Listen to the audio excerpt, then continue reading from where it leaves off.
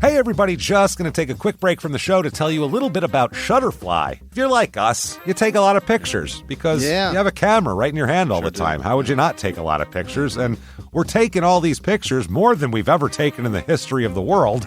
What are you going to do with them all? That's the thing. You used to get a solid picture, and then you'd look through them, and you could enjoy them. Now they're like back on your camera roll. You can't even find them. You don't want that. That's why the cool thing you need to do, and what I did, and I think it's pretty cool, is create a Shutterfly photo book. Oh. What I did, and you're going to enjoy this, Jimmy, because I haven't showed this to you yet, but took all of our pictures from being on tour this year. Oh. All live show pictures, us backstage, us on stage, doing all that stuff, and like some of the, just the venues and things, and made a little photo book out of that. Also, they have free 24-hour designer service as well. With their 24-hour designer service, a professional designer is going to lay out the book for you for free in just a day. Make something that means something with Shutterfly. Enjoy 40% off orders over $29 with promo code SMALLTOWN. See site for promotional details. And now back to the show. Hey everybody, just going to take a quick break from the show to get you styled up with Stitch Fix. Shopping's hard. It's hard. With Stitch Fix, you get a stylist, though, who understands your style, your size, your budget, and they do all the shopping for you. Wow. This is excellent. Shopping, I'm telling you, shopping and figure out your style, it's overwhelming. Let somebody help you when it comes to getting dressed. We don't know what we're doing, so we let Stitch Fix help us out. A Stitch Fix stylist there. They know what works on us. We get the prices that make us look really good, and it feels good. You get some confidence boost walking around knowing that you're looking decent here. Oh, yeah. Yeah, we just give the stylist our sizes, style, budget preferences. We order boxes when we want, how we want, no subscription or any of that required. And they send called Just For Me pieces as well. Like, maybe you'd like this, and it's awesome. Outfit recommendations, styling tips. You keep what you love, you send back the rest. It's super easy. Yep. You can do it, and we are doing it because it's excellent. Personal styling for everyone. Get started today at stitchfix.com/STM. That's stitchfix.com/STM. Now back to the show. This message comes from Greenlight. Ready to start talking to your kids about financial literacy? Meet Greenlight, the debit card and money app that teaches kids and teens how to earn, save, spend wisely, and invest with your guardrails in place. With Greenlight, you can send money to kids quickly, set up chores, automate allowance, and keep an eye on your kids' spending with real-time notifications. Join millions of parents and kids building healthy financial habits together on Greenlight. Get started risk-free at greenlight.com/Wondery. This week, in Burlingame, California, a recently released murderer comes to visit his estranged wife and leaves quite the trail along the way. Welcome to Small Town Murder.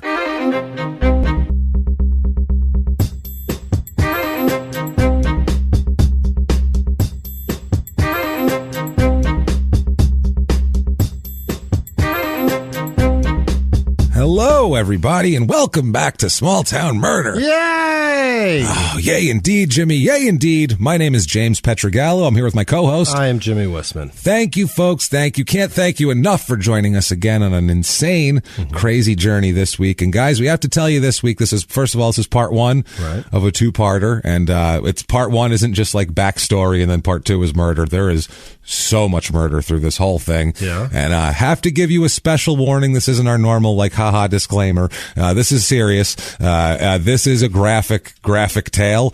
There is horrible descriptions of absolutely disgusting things of a violent nature, of a sexual nature, horrible graphic shit, described by the person. And it's not for the faint of heart. Let's just say that. So, just get that out of the way. I'm sure you've heard worse, probably. I mean, if you listen to Jeffrey Dahmer's story, I don't think anything could top that, but it's goddamn disgusting. Let's just say that. But, that out of the way. Thank you guys so much for everything this week. Your iTunes reviews, they are important to us, your Apple Podcasts, whatever you want to call it, the purple icon. You guys are really good to us. Thank you so much for those. They really do help us out a lot. They drive us up the charts. So if you want to help us out, please do that if you haven't done it yet. Give us 5 stars. Like we said, drives us up the charts. It feeds iTunes' funky algorithm. You can go over to shutupandgivememurder.com. Very nice place to go. All the information on the show, things you can get like merchandise for everything small town murder and crime and sports. If you're not listening to crime and sports, I don't know what you're doing. You're really missing. There's a party going on in another room, and you really want to party. There's coke and everywhere. You're just like sitting there going, I wish someone would ask me to party. And there's a huge party that you're welcome to in the next room, and you don't even know about it. So get your butt over there. I wish someone would ask me to party. That's what they're wanting. And we're right over there. It's a huge party. We're having a ball. So listen to Crime and Sports. You can get all the merchandise there. Also, get your tickets to live shows, especially the one coming up next week. If you're listening the day this comes out, it's a week from today. West Palm Beach, Florida, at the West Palm Improv. Boy, I can't wait. It's going to be an awesome show. So check that out.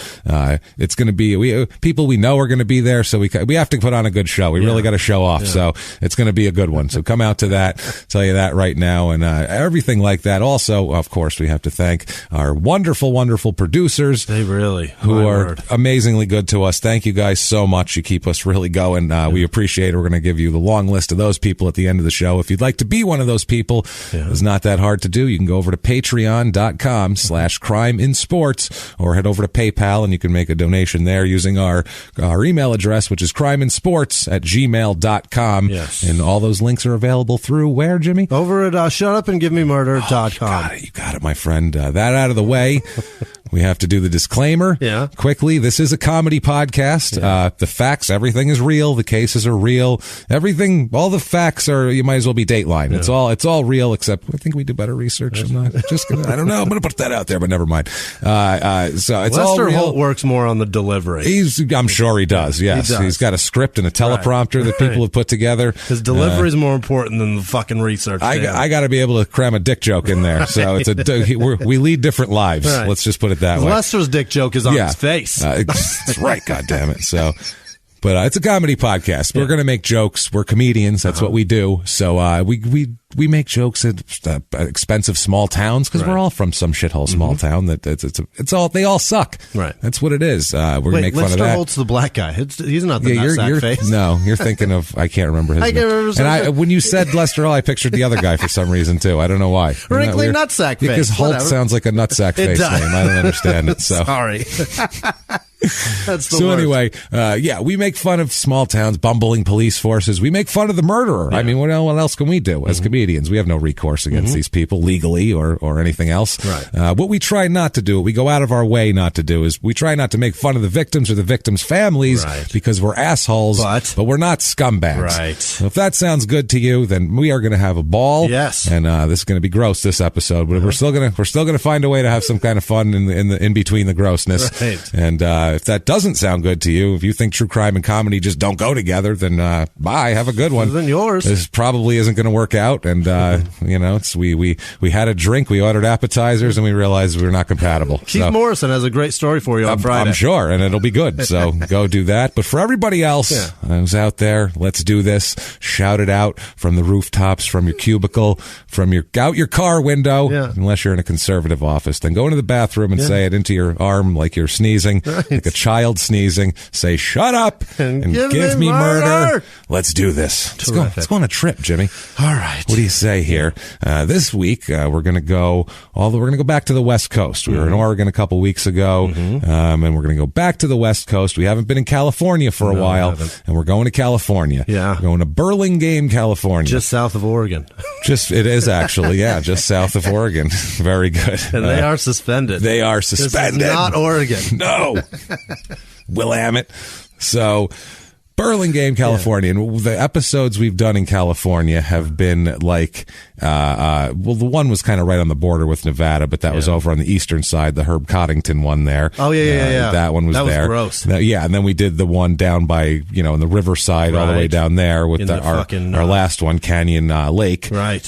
We were there. And now we're going up northwestern Bay Area. Okay. So we're going different parts of the state. Spreading it out. Well, yeah. And it's one of those things where like California has a lot of murders. murders because there's a shitload of people there. Yeah. There's more people in California than like 35 states put together. And I'm not even joking. Yeah. So, well, also, if you've ever driven, there's a lot of murders. So if you wonder why we were doing a another long one. distance through California, just looking at street signs and stuff, you can go, something happened right here. Just by looking at a word there, you go, what happened right here?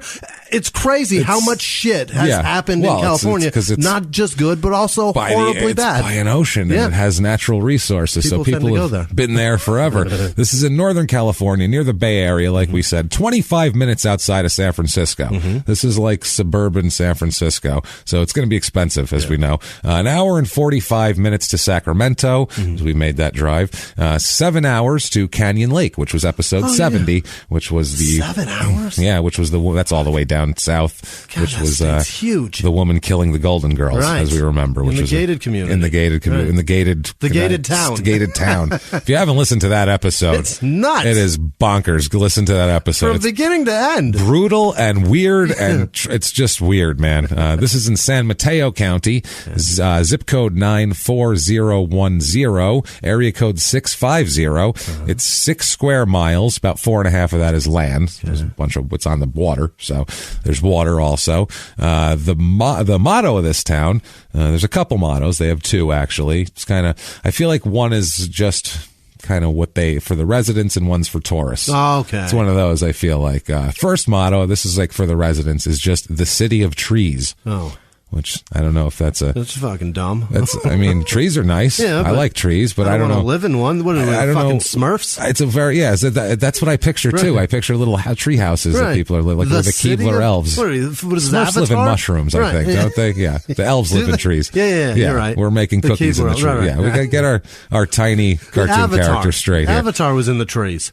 I never saw it. No, I can't watch it. It was a city in the trees. It was dumb. Boring as shit. It was dumb. Yeah, I can't connect. Dumb. I can't connect with CGI people. I just can't do it. I can't do it. I try, but my brain knows it's not real, and I don't care. And Have you seen Star Wars? I can't watch Star Wars. Same thing. I don't connect with that either. I saw the episode 1. I took my little brother to it in the theater when it was out back in the day, and I fell asleep during the pod race. That's how little I give a shit. I passed out during the most fucking action in the whole movie. I was like, I was snoring. I can't stand it.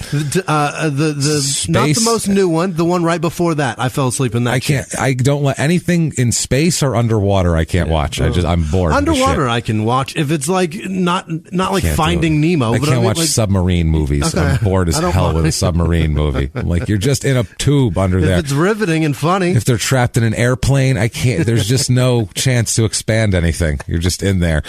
So your chance of expanding the plot is fucked. It's fucked. Right. So there's the city of trees, and also this is one's for the tourist. Bay Area minus the bum feces. So I feel like that'll attract marketing. people. I feel like I mean.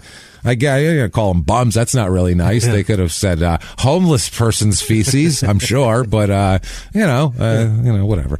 So history of this town, Burlingame here. It's situated on land previously owned by very rich people. Sure. A San Francisco-based merchant named. Listen to how many names he has. That tells you he's rich right there. If you have more than 3 names, you're wealthy. Yeah. How many names do you have? 3. 3. There you go. Unless it's like Joe Don or something in the middle.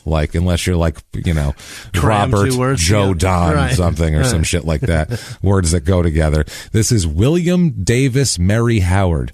Mary, like Christmas. Really? That's the third name. Second middle name. Which is probably, I'm sure, when rich people, spit kids out, they put like the one person's maiden name with their rich family has to be in there too. So that way every fucking rich twat face in the whole, every rich douche fuck has to know in the whole radius, he's from two rich families. Right. I respect them. Right. Yes. They're all very wealthy. I had a friend in high school named Chris John. That was his first name. Chris John? Kristjon, first name. That's not a name. Then he had a middle name, and his last name was a hyphenated last name. No. Lindgren Osborne. No. Waving him off. We called him KJ. No, I'm blowing the whistle, throwing the flag, personal foul, naming your kid a terrible name. We abbreviated that whole shit to KJ. Yeah. He's a great kid. I'm sure. It's just fascinating that, he didn't like it, I'm sure. And it's not his fault. He didn't want that many names. You can't choose it. But you can't just white trash stamp this whole shit. You can't pump that many names into a child. Just decide. Andy had a middle name. Pick things. You want That's a hyphen? 5. You want a hyphen? That's fine, but then you can't give him 2 first names. I get it if you both want credit, whatever, Right. but you can't have 2 first names. And he should have deleted his dad's name out of the whole equation because his dad was deleted there himself you go. out of the equation. You just solved the whole problem.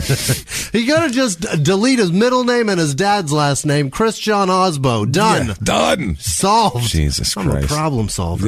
We just did it. It's over. That kid has a better life in one fell swoop. Yeah. So, William Davis Mary Howard, he planted a shitload of eucalyptus trees on his property, and that's kind of how it became the city of trees. He moved there to retire with his young wife. So he's a rich guy who has a young wife and said, we're moving out to this, what was then the country, this is in the 1800s, to retire and plant eucalyptus trees and relax. Is he bringing koalas or he just likes the tree? Just bringing the trees in and planting them and sitting there and, I don't know, having sex with his wife a lot, I guess. If she's into it, I'm not sure. She might not want him. Listen, it was a long time ago. We don't know. She doesn't have a choice. That's the other thing. And back in the 1800s, really. Right. He eventually bought out his partner, a Henry Mellis, which is a terrible last name. Mellus. It's a bad last name. He was planning to just retire there, and then he died 8 years later. Molested? Or William Davis Mary Howard. Oh, no. He died, and they divided his estate up into thirds. They gave a third to his young wife, Agnes, there. Mm-hmm. They gave a third to his son, William Henry Howard. God damn it. Yeah. Well, and 1/3 to his father-in-law for some reason. I don't know. There's some kind of delayed dowry. I'm not sure. Delayed reverse dowry. I'm not sure how that works. I'm not real liquid now, but when I die, you could have a third. You know what? How about a third of my eucalyptus trees? Listen, pal. I know your daughter's kind of young. I'm an older guy, but I tell you what, you like eucalyptus?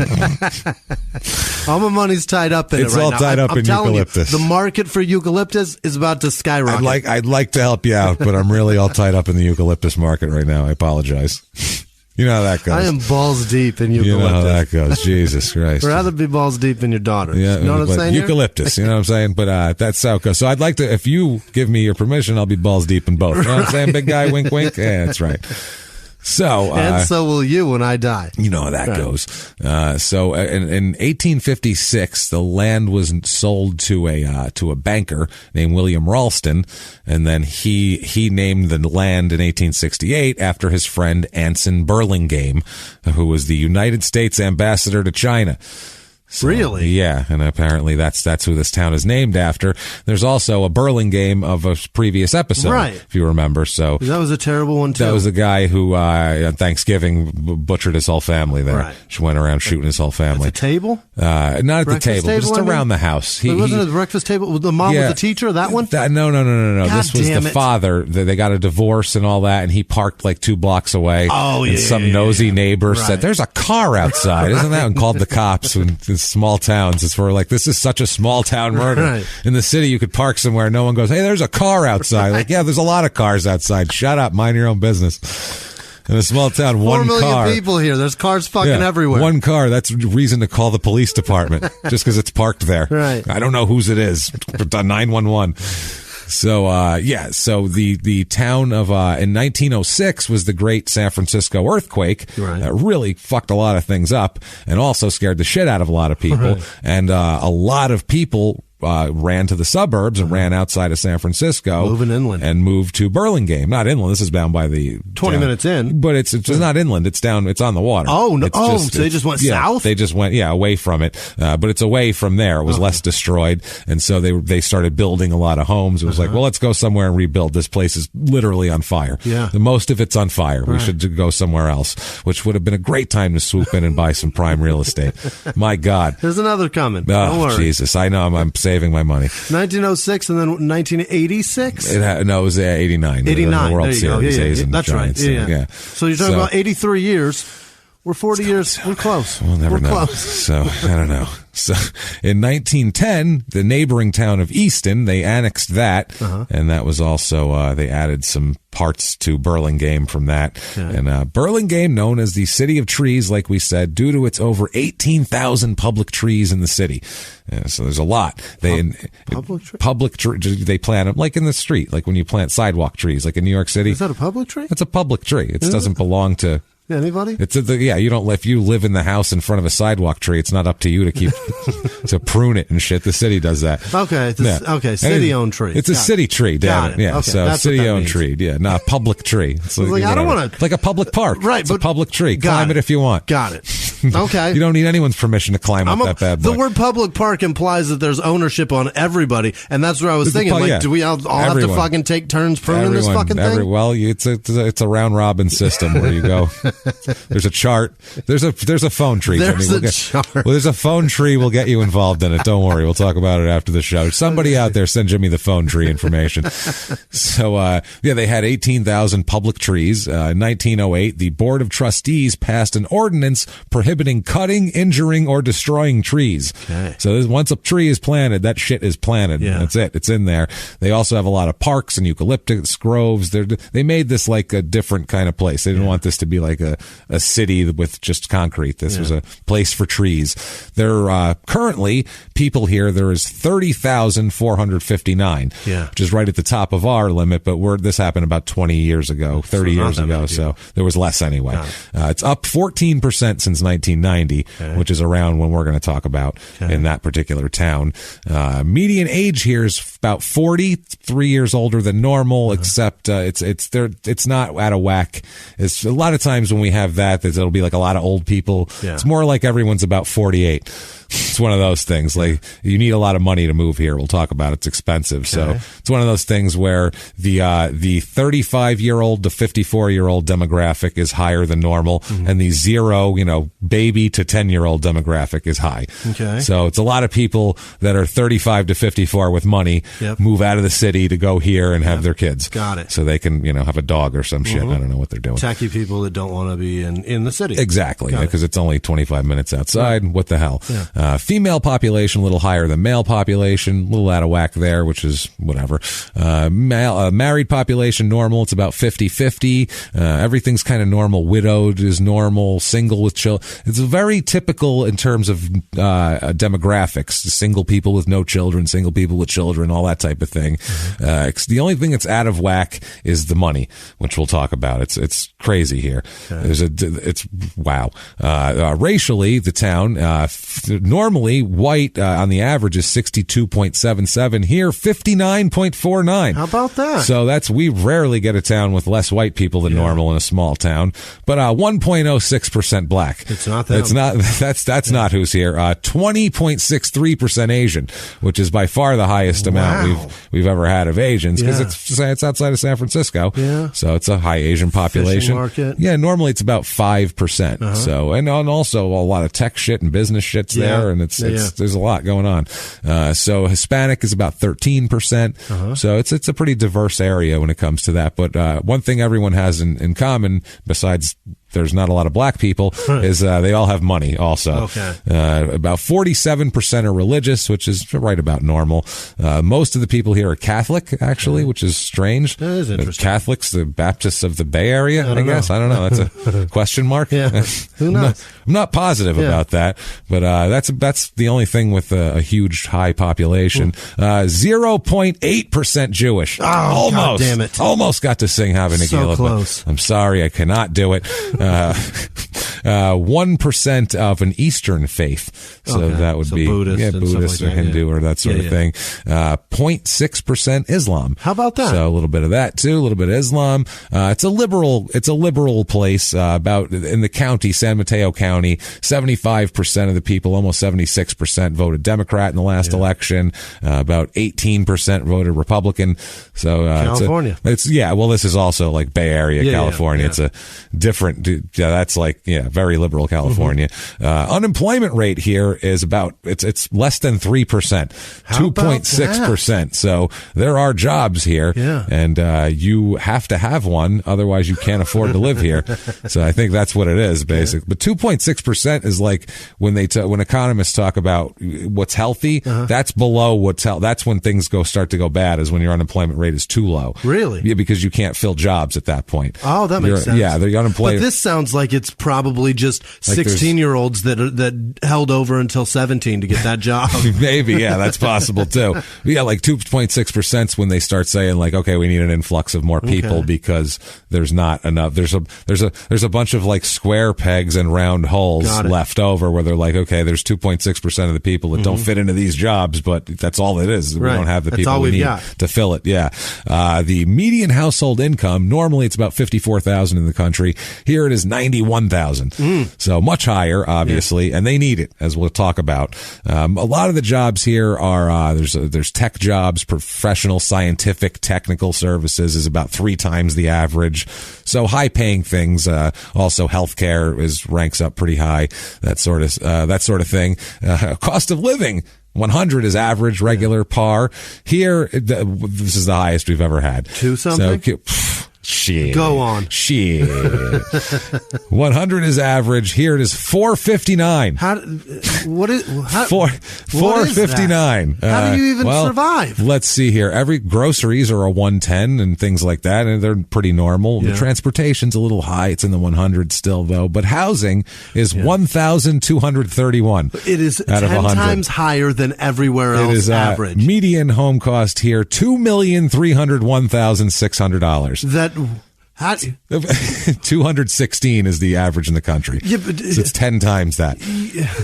I don't even know what to say about that. Even if you're making $90,000 a year, you can't afford a $2.3 million house. How do you fucking make it? You'll have a $300,000 house, which doesn't exist here. So this is insane.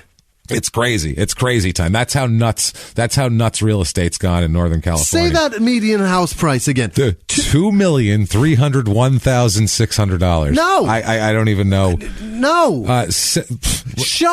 Fucking justify it, Burlingame. Well, justify it. People are paying it. That's how they justify it. These houses are selling. That is ridiculous. 68% of the houses are worth $1 million or more.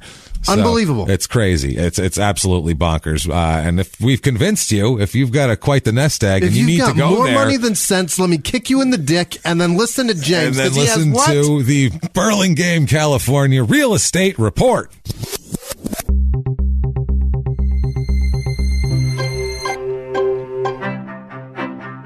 Your average 2-bedroom rental here. This is crazy. It's normally like $1,200, $1,240, $5,010. No. For a 2-bedroom.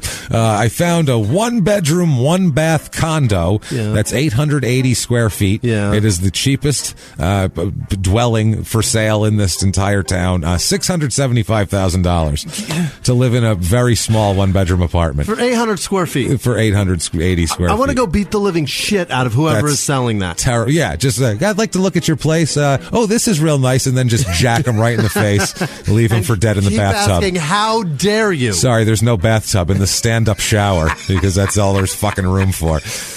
I found a 2-bedroom, 2-bath, 1,650 square feet. Nice little house, very clean, little yard, little, not that huge. 1,650 square feet, but it all looks very compact. Yeah. $1,799,000 for this little gem. I want to be sick. That's insane. I want to be sick. We haven't even gotten to the gross story yet. And then, it's buckle up.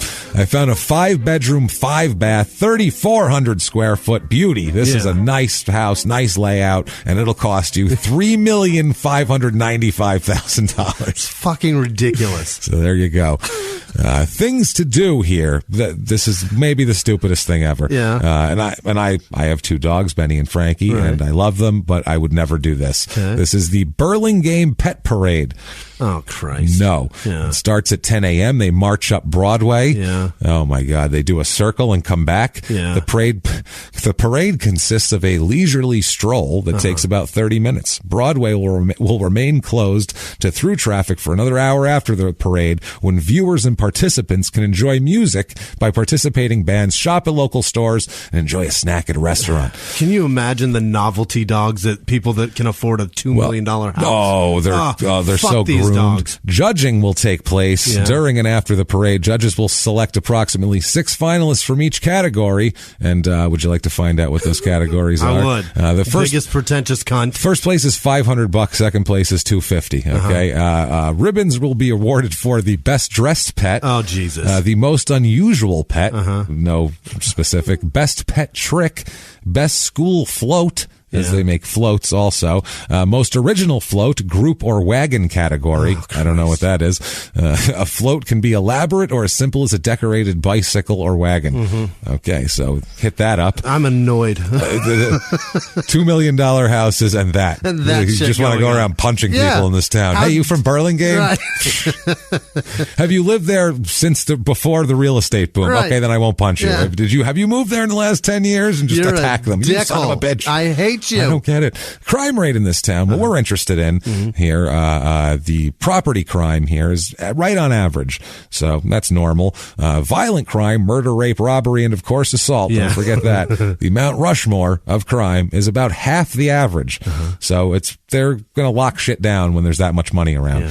Yeah. When you kill people who live in $3 million houses, they find you. They notice. They fucking find you. Unless you're a rapper. They find you. One. Yeah, unless you're fucking any rapper basically. They never find. I read a whole book about the whole Tupac and Biggie and this guy that was a police officer on the whole thing, and they know who did all this. They're just like, I don't know, whatever. Who gives a shit? They shoot each other all the time. You know those people, and I feel like that's all it is in the whole. It's ridiculous.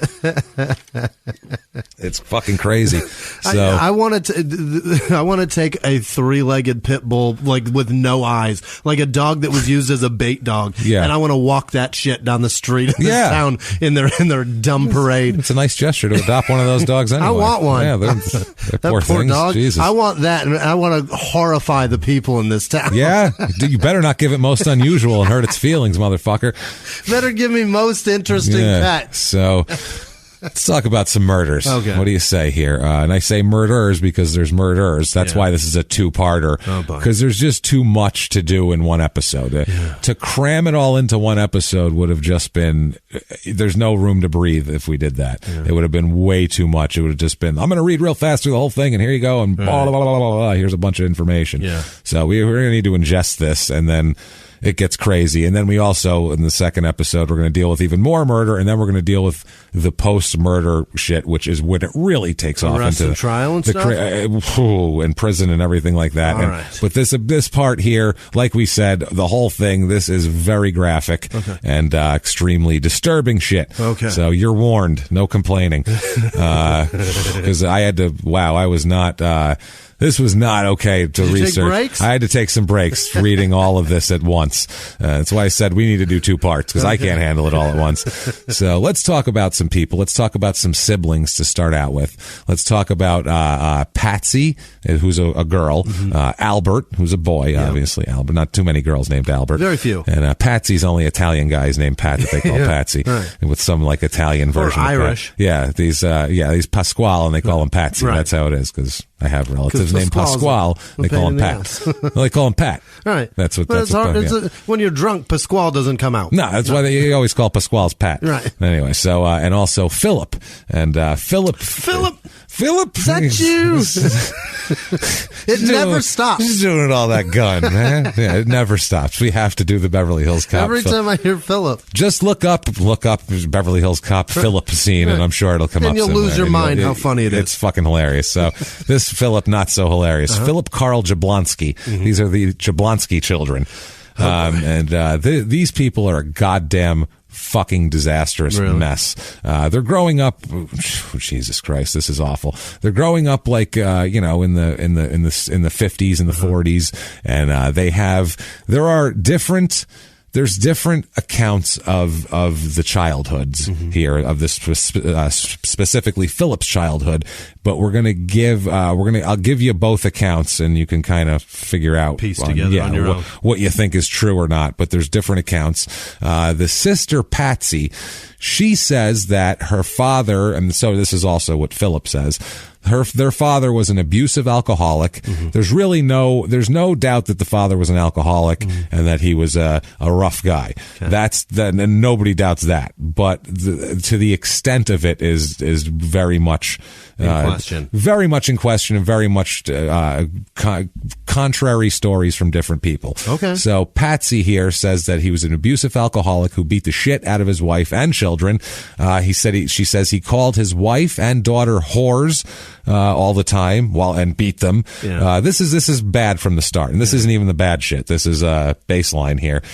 Grabbed his daughter's breasts and would grab the breasts of his daughter's girlfriends when they would come over. Just like, what is that? Walk by and touch them, and so it got to the point, obviously, where none of her friends wanted to come over anymore because the awful, abusive, alcoholic father was touching them, apparently. Just come over and shake your titty. Yeah, and apparently when he would have sex with his wife, he would beat her or choke her against her will and shit like that. And, right. Put his hands over her nose and stuff, and, whatever. He got off on that shit. Okay. He's sadistic, this fucking guy. Also, Phil was... from what the sister says, the most frequently beaten child. He got the brunt of everything. Yeah. He would try to come between his father and mother when they were fighting to try to get to the father to not hit the mother. And then he'd get his ass kicked. He'd get his ass kicked worse. And they said that Philip and Patsy and Albert would often run away and hide from their father until the whole thing blew over. As alcoholics, eventually he's going to sleep it off. Right. And the mother would tell them there was a signal she had that it was safe to come back to the house. This is crazy. Now, some people, like we said, contradict this, but this is what two of the three siblings say anyway. Hey everybody, just going to take a quick break from the show to tell you about the safest sponsor ever, Simply Safe. Absolutely, these people will keep you safe. It's amazing. You know that every 26 seconds a burglary takes place in the United States, according to the FBI. That means that by the time this podcast is over, dozens and dozens of homes will have been targeted, ransacked. God knows what happens here. So protect your home before it's too late with Simply Safe proactive security system. Simply Safe helps stop threats before they even have a chance to break in. Named Best Home Security System by U.S. News and World Report 5 years in a row. And by us for about the last 8 years as well. If you trust us, believe me, you want Simply Safe. So visit simplysafe.com/small to claim 50% off a new system with professional monitoring plan and your first month free. That's simplysafe.com/small. There's no safe like Simply Safe. Now back to the show. This show, Small Town Murder, is brought to you by BetterHelp. Get yourself some therapy, everybody. Honestly, here. We often hear about, red flags that you should avoid. Hey, that's a lot of a thing. It's become a real phrase now, real cliche. But why don't you focus also, you look at green flags in friends and partners. Look for good things as well. Right. And maybe you're not sure what that looks like, though. Therapy can help you figure that out. What are positive things? What are the green flags? And then you can practice them in your relationship. It's absolutely a fact. And so, honestly, we absolutely are huge advocates for this. It really, really helps. BetterHelp is fully online, making therapy affordable. It's convenient. They serve over 5 million people worldwide. You can access a diverse network of more than 30,000 credentialed therapists, wide ranges of specialties there. Here's the coolest part. You're not getting along with your therapist, you're just not feeling it, you can switch at any time, no extra charge. Wow. The thing is, they want you to get help. That's it. And you can do it with BetterHelp. Discover your relationship green flags with BetterHelp. Visit BetterHelp.com/smalltownmurder today to get 10% off your first month. That's BetterHelp, HELP.com/smalltownmurder. Now back to the show. Hey everybody, just going to take a quick break from the show and tell you about Noom. Has Noom helped you? I believe it has. Oh, that's got an app. You can do tracking. It's terrific. It does. Noom builds personal plans that can meet individual needs. That's the thing. Takes into account any dietary restrictions, medical issues, other personal needs. That helps build a plan that works for you. And yes, so I know that you've had your own personalized program here that you've been working on. And it's weight loss This is weight loss results that last. They stick around because you get yourself into a lifestyle change. That's what matters. That's mainly it. You can't just say, I'm going to cut that out for a month and then go back to it. That's not what it is. So I'm glad it's helping you. That's great. And it really does. I like the psychology and biology-based approach here. Noom Weight uses psychology. That's why they say losing weight starts with your brain, but it also takes into account your unique biological factors, Jimmy. All of your all different. Multitude flora and fauna that goes on inside of you there. Sure, yeah. Stay focused on what's important to you with Noom's psychology and biology-based approach. Sign up for your trial today at Noom.com, Noom.com here. Based on 3.5-year study of actively engaged Noom users with minimum starting BMI of 25. Individual results may vary. Visit our website for more information.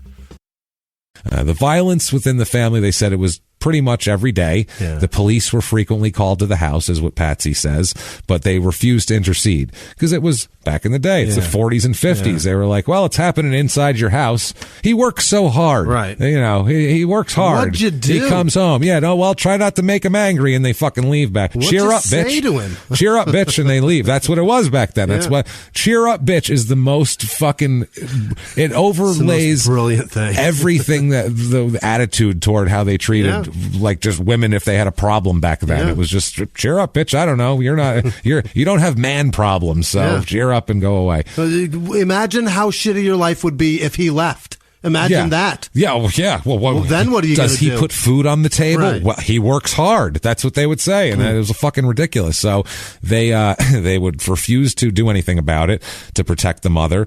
Also, the father was cruel to animals, very cruel to animals. They usually are. They said he always carried a gun with him, which is wonderful, and that he would brandish the gun at his children.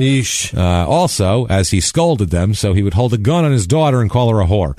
So that's and grab her tit after. Right. And then her friend tit. And then her friend's tits too, and I'm sure call them whores as well. Right. This is fucking bonkers. What are you gonna do about a whore? This is quite the household to grow up in really here. Is. This is wild. Tell the kids that they're worthless. Also, telling them they didn't deserve to be born, and that maybe they don't deserve to live, and maybe I'll shoot you because you don't deserve to live. Right. So that's a really fucked up situation to and then on top of it to like the added humiliation of like shaking your titty like that. Yeah, and then he's going to touch you silly, on top but of it. it's no, like, it's not silly at all. No, I mean, it's scary. It sounds stupid because what does that compared do? to a gun? It's a feeling. It's a control inside. thing. Yeah, it's horrible. Oh God, you're trying to own every bit of ruins, you. Right, it ruins your everything and makes you think you can't do anything. That guy's always more powerful than me. That's exactly what this guy's trying to do, and it's funny how what ends up happening. Half the time, half the time not. Half the time that people are protective and go the other way, and then a lot of times that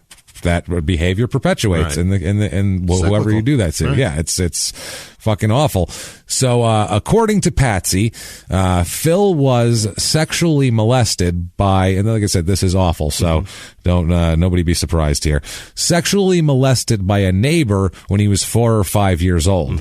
She also claims the same neighbor molested her. Okay. She said that 2 neighborhood children, Dale and Janice Rearick, were present when the molestation occurred. Okay. So she claims it was witnesses to this. Is their dad? No, this is the neighbor. Right. No, it's not their dad. These were just neighborhood kids. They were just around too? I don't know what the hell kind of weird thing was going on. This is bizarre. It's very bizarre. Patsy described Phil as a quiet kid.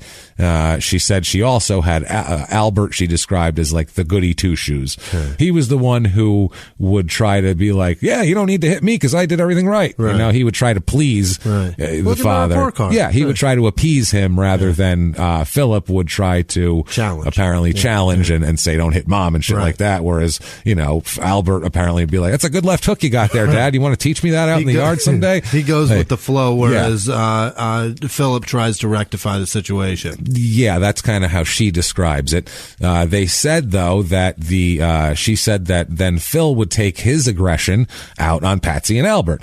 Because where's it going to go? Right. It's got to go somewhere, so shit rolls downhill. And he's the baby? No, Philip's the oldest. Okay, he's the oldest, and he would take it out on his younger siblings, which makes sense. Also, he would hit them when their parents were gone. Their parents went out, then Phil would be in charge, and he would be the aggressor. He'd be asked, he would take Dad's role, is what he would do, because that's the example he had, and there you go. He's a piece of shit also. So he would get upset when his parents were gone for a long time, even as a teenager. He would cry. Patsy said he would cry all the time. He was a big crier. He was very emotional, up and down. He told Patsy when he was a kid and his parents were, gone all night or something, quote, they never loved me. They always hate me. So it's like he would cry and sob and say shit like that. They don't love me. That's why they're gone. They hate me. Like he was full of anxiety and everything like that.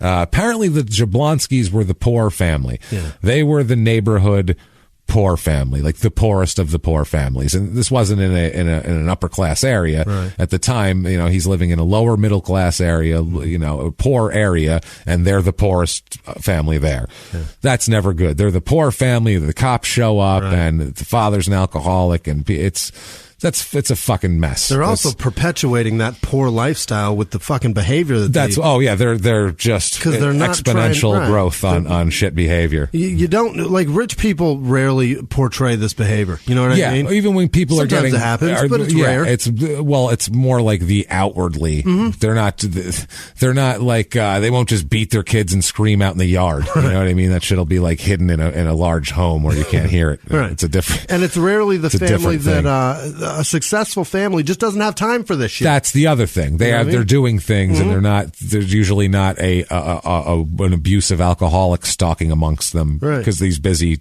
I guess, making money. I don't know. And loading up his cars to go to the lake house. But then again, I'm sure there's plenty of fucking rich people who are very awful and abusive and shitbags. They think they're above the law. So who the hell knows what we're talking about? So anyway, they're the poorest. So everybody that grew up around him basically described the father as a, quote, brutal gun-carrying alcoholic who regularly abused his wife and children and was cruel to animals. That's him in a nutshell. Apart from that last couple of sentences, sounds like a pretty cool dude. And then it goes into this. One person said that the father was the meanest man he ever knew. Wow. This is later when he's an adult, when he's 50 years old. He said that he man says that was the meanest man I've ever known. I've gone 50 years now, and looking back, he's the worst. That's the worst one. That's the worst. Saw him early. He didn't know Ted Bundy or anything. Right. He whatever. So another person says that when they were a child, the father ran over this person's puppy and didn't even bother to stop. Oh, just my God. Kept on fucking going. Just didn't give a shit. Probably flicked a cigarette out the window afterwards and didn't care. Well, did he drive through the parade? I think it was during the pet parade. It was actually the winner's circle. Right. The puppy had just won. It was a three-legged puppy, and it had a trick that it did, where it did like a little pop spin thing, and it was the best trick, and it won. It was taking its victory lap. Jesus Christ. It's the saddest thing that's ever happened. This episode's actually about the puppy. He had no back legs. He had a couple of wheels back there. That'd be awesome. And the car just ran. Yeah, I hope they probably did good tricks. So they also said that he slaughtered chickens in a sadistic manner. Now, I don't know how slaughtering a chicken's a pretty gross thing. That's pretty sadistic. But apparently I don't know if he like enjoyed it or would like take pleasure in it and then was weird about it. Didn't eat it afterwards. I don't know what it was. Yeah, just did it and was just like, I didn't like that one. And throws it aside and lets it rot in the yard. These breasts are too small. He was looking at me. I hate it when they look at me. He also, once they had a pet pig that was their family pet for years. He killed it and made it for dinner. Jesus. So that traumatized the kids. He also would shoot and kill the neighbor's cats if they strayed onto his property. Oh, that's an asshole. He's an asshole. That's he would a terrible human put being. a fence up. I know cats can jump it, but it would discourage them a little. They might skirt the fence. Yeah. I don't know, but would shoot the neighbor's cats. That's a complete...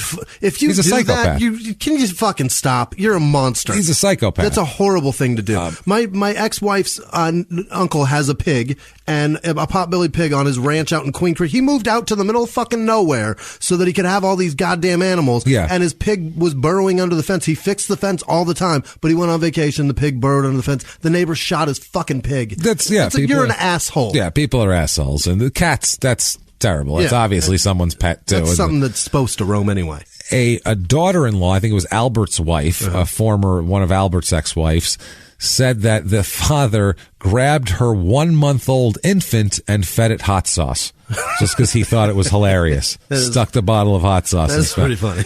Abstractly, it's funny, but to actually do it is fucking crazy. Right. If somebody grabbed an infant from your arms and stuck hot sauce in your mouth, you'd be like, "What the fuck are you doing?" You'd call the police on that person.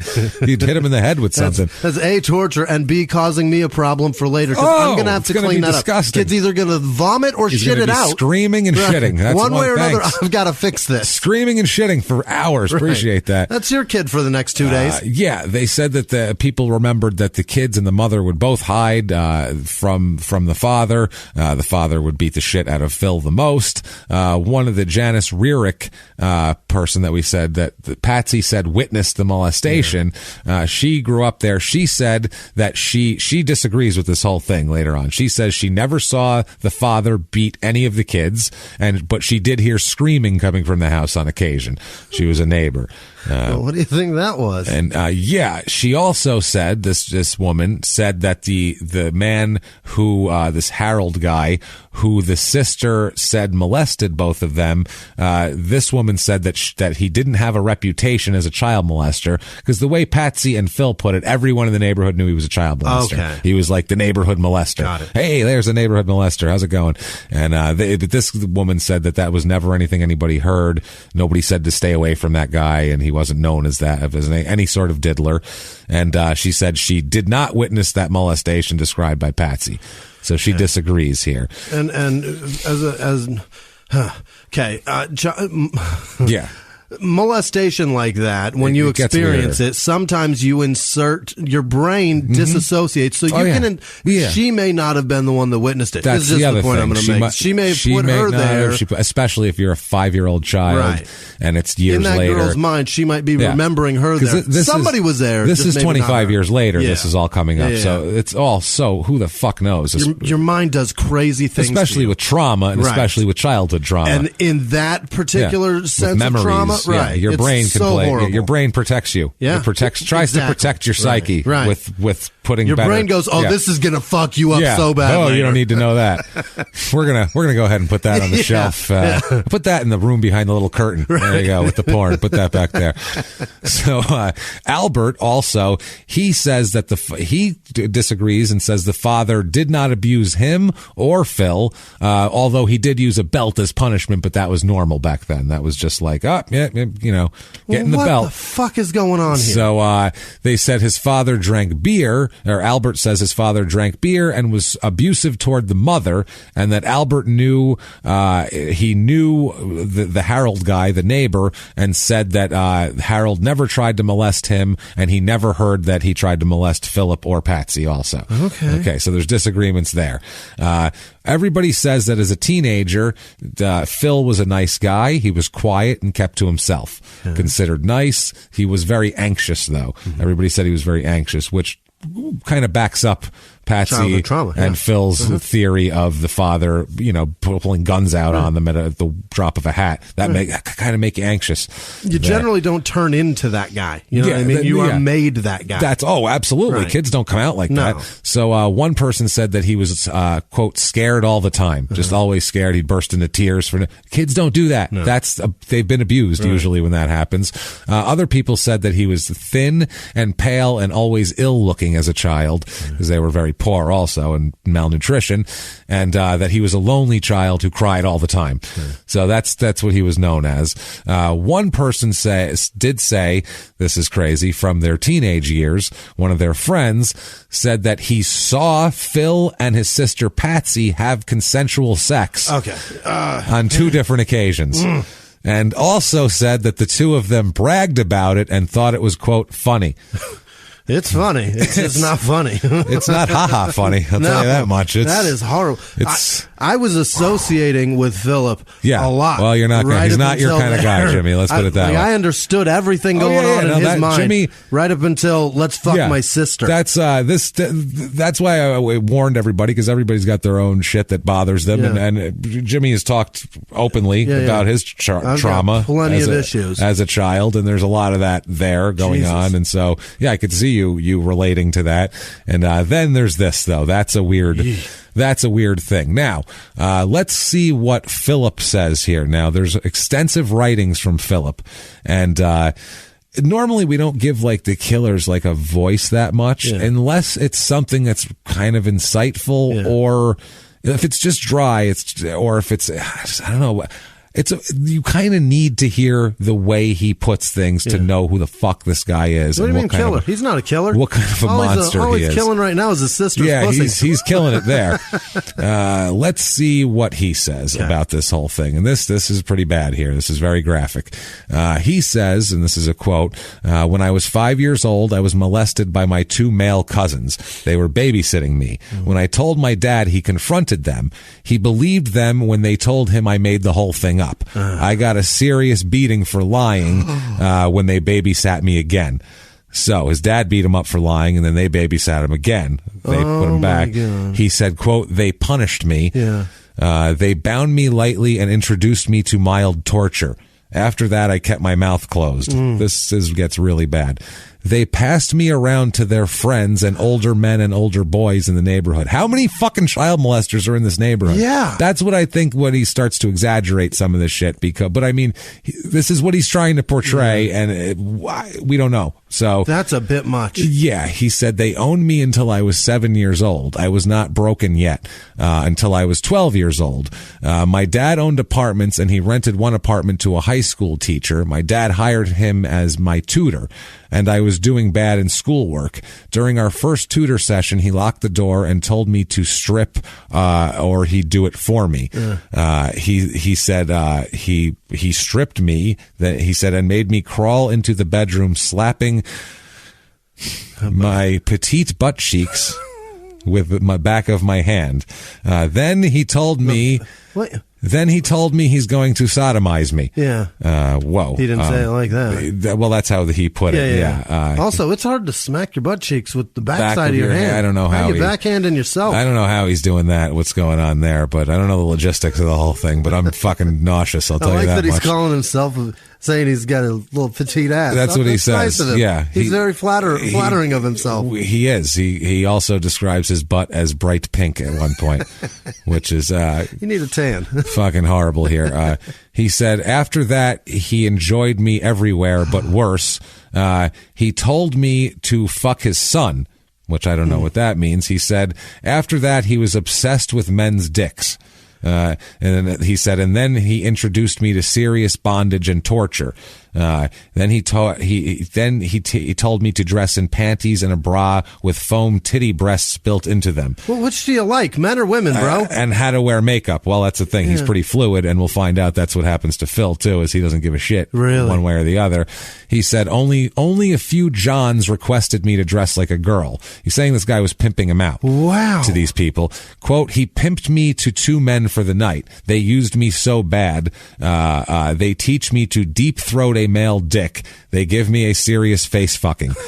That's what he says. And we're laughing out of uncomfortableness, not out of a child being face fucked. But so this is horrific. He wrote this himself. This is what his writing. And I'm word for word, obviously. Do we know when he wrote that? And shit. Yes, later on. This is later in life. Way later. Okay. This is when he's in prison. Okay. Later on. That's the stuff he wrote in jail. This. Yeah. 2 people, by the way. My Christ. Just as a foreshadow, several different people were writing to both him and Richard Ramirez, the Night Stalker, who, if you've ever heard his story, is absolutely sadistic, horrific motherfucker.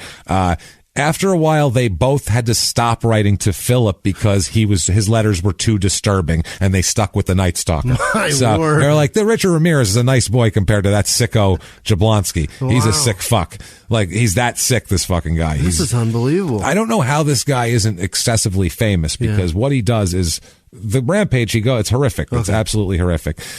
So he said, they took my pride from me. I was now totally broken, and they took exotic photos of me and tell me if I say anything, they would show them to my parents. The teacher hurt me until I was 14 years old. At 15, I pimped myself for the first time. I broke the neighbor's car windshield and went to knock on their door. His wife and her husband was in the guest house. His wife said her husband was in the guest house. I mowed their lawn and weeded their garden and some odd jobs for her, I guess to pay back the windshield.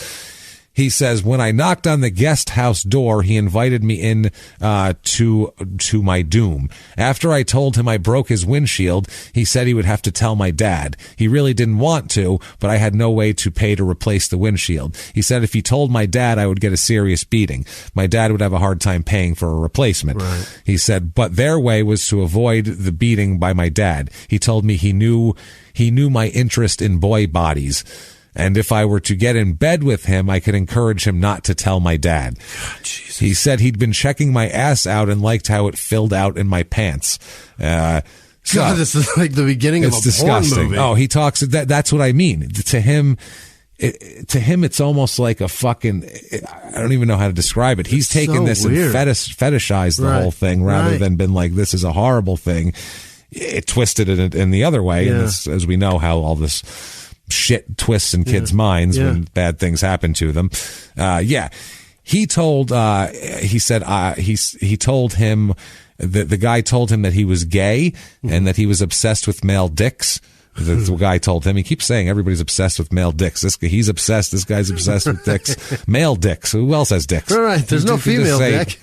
Yeah. Just say dick. Yeah. It's like the Wu-Tang lyric. Right. Teach the truth to the young black youth. You said it already. Right. You don't need to say it twice. Is there younger youth? Is that what happened it is? Here? Yeah, you can't say that. You can't teach both. So anyway, sorry, Inspector Deck. That's a great lyric. So, it's a great song. It's just that one lyric. Just those two words together. It's a bit redundant. Come on, man. So he said that he then.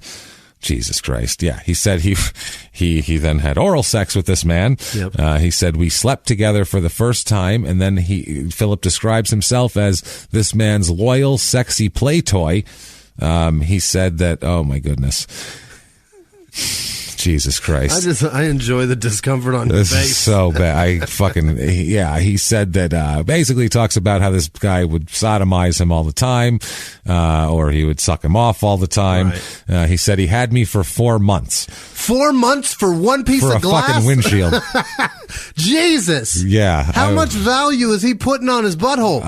Not much. And everywhere else. Not much, apparently. Is it 10 cents at a time? 4 months? 4 months for a windshield, apparently. But I mean, at that point, I don't think the windshield was a factor anymore. I think he was just enjoying it. Yeah. Or that he didn't know, No, not Philip. Yeah, I mean, the other guy, obviously. Yeah. So he says at 16, I pimped myself again when I was a cuddler. He says, I pimped myself to a fucker I was cuddling for fun. He asked me if I knew where we could pick up a male prostitute. We wanted a prostitute that would agree to videotape or act on and photograph an exotic pose and spend the weekend with him. I told him that I was a prostitute and agreed to his terms. Oh. That is hilarious. You looking for a prostitute? What a coincidence. Listen, you're not going to believe how Here's my card, sir. This shit is. Check all my references are flawless. What the fuck? It's like talking to Michael Jordan being like, I need an unbelievable basketball player. You're not going to believe your luck. You're in luck, buddy. So he says when we got to the motel, he opened up the door and I got a big surprise. There was 5 more men waiting to use me. Oh, that's not a surprise. So he says that they had just basically a gangbang on him, and he said they paid me $200. Now he talks about his other childhood things. He said, I had raped 2 sisters. That's too much. Yes, that's 2. You can't rape them. That's too many. He said, I was 10. One of the girls was 9 and the other one was 4. Not his sisters. Not his sisters. Did you say 4? 4. 9 and 4 when he was 10. Yes. Then he said when he was 12, he got one of these sisters to help him seduce the neighbor's 9-year-old. To recruit this because he's got this abuse. He's abused this person into making it's fucking horrific. Is there anybody in this town that just waits to fuck and fucks consensually? No, there's nobody. There's no parents. There's nobody watching because back then you just let your kids go outside. So I mean, if there's 3 molesters in the neighborhood, they run wild. And when the kids say that guy touched me, they go, "You know he didn't. Shut up. Don't say that. Don't make that shit up because they don't want it to be true." He's a nice man. Yeah. Back then it was just they didn't want it to be true because the way they thought. If you watch Mad Men, it's all about how shit looks. Yeah. If you don't make it true, it's not true. It's not true. And it's a matter of whether they molested the kid or not. If we talk about it, then everyone's going to know about it. And then we're all going to be embarrassed on top of them being molested. So it really doesn't matter. Let's just say it's not true. Exactly. Fucking ridiculous. So, she said, her best friend, Jesus Christ. He said that her best friend and, oh my goodness, Jesus Christ. Her best friend and some other guy then raped his mother, Philip's mother. He said, quote, they all talked about fucking my mother in her huge ass. Okay. He's talking about some weird, crazy sex thing that I don't know where it began. I feel like part of it's true, right? And part of it stops at some point, and then he keeps going and goes with another. He wants to fuck you up. You know what I mean? He wants to ruin your thoughts. That's what he's doing. Yeah. Exactly. He says, Jesus Christ. At that point, he says that he gets obsessed with younger boys and younger girls and all that sort of thing. He says that he loved, quote, I was a pimp. I loved to pimp young stuff.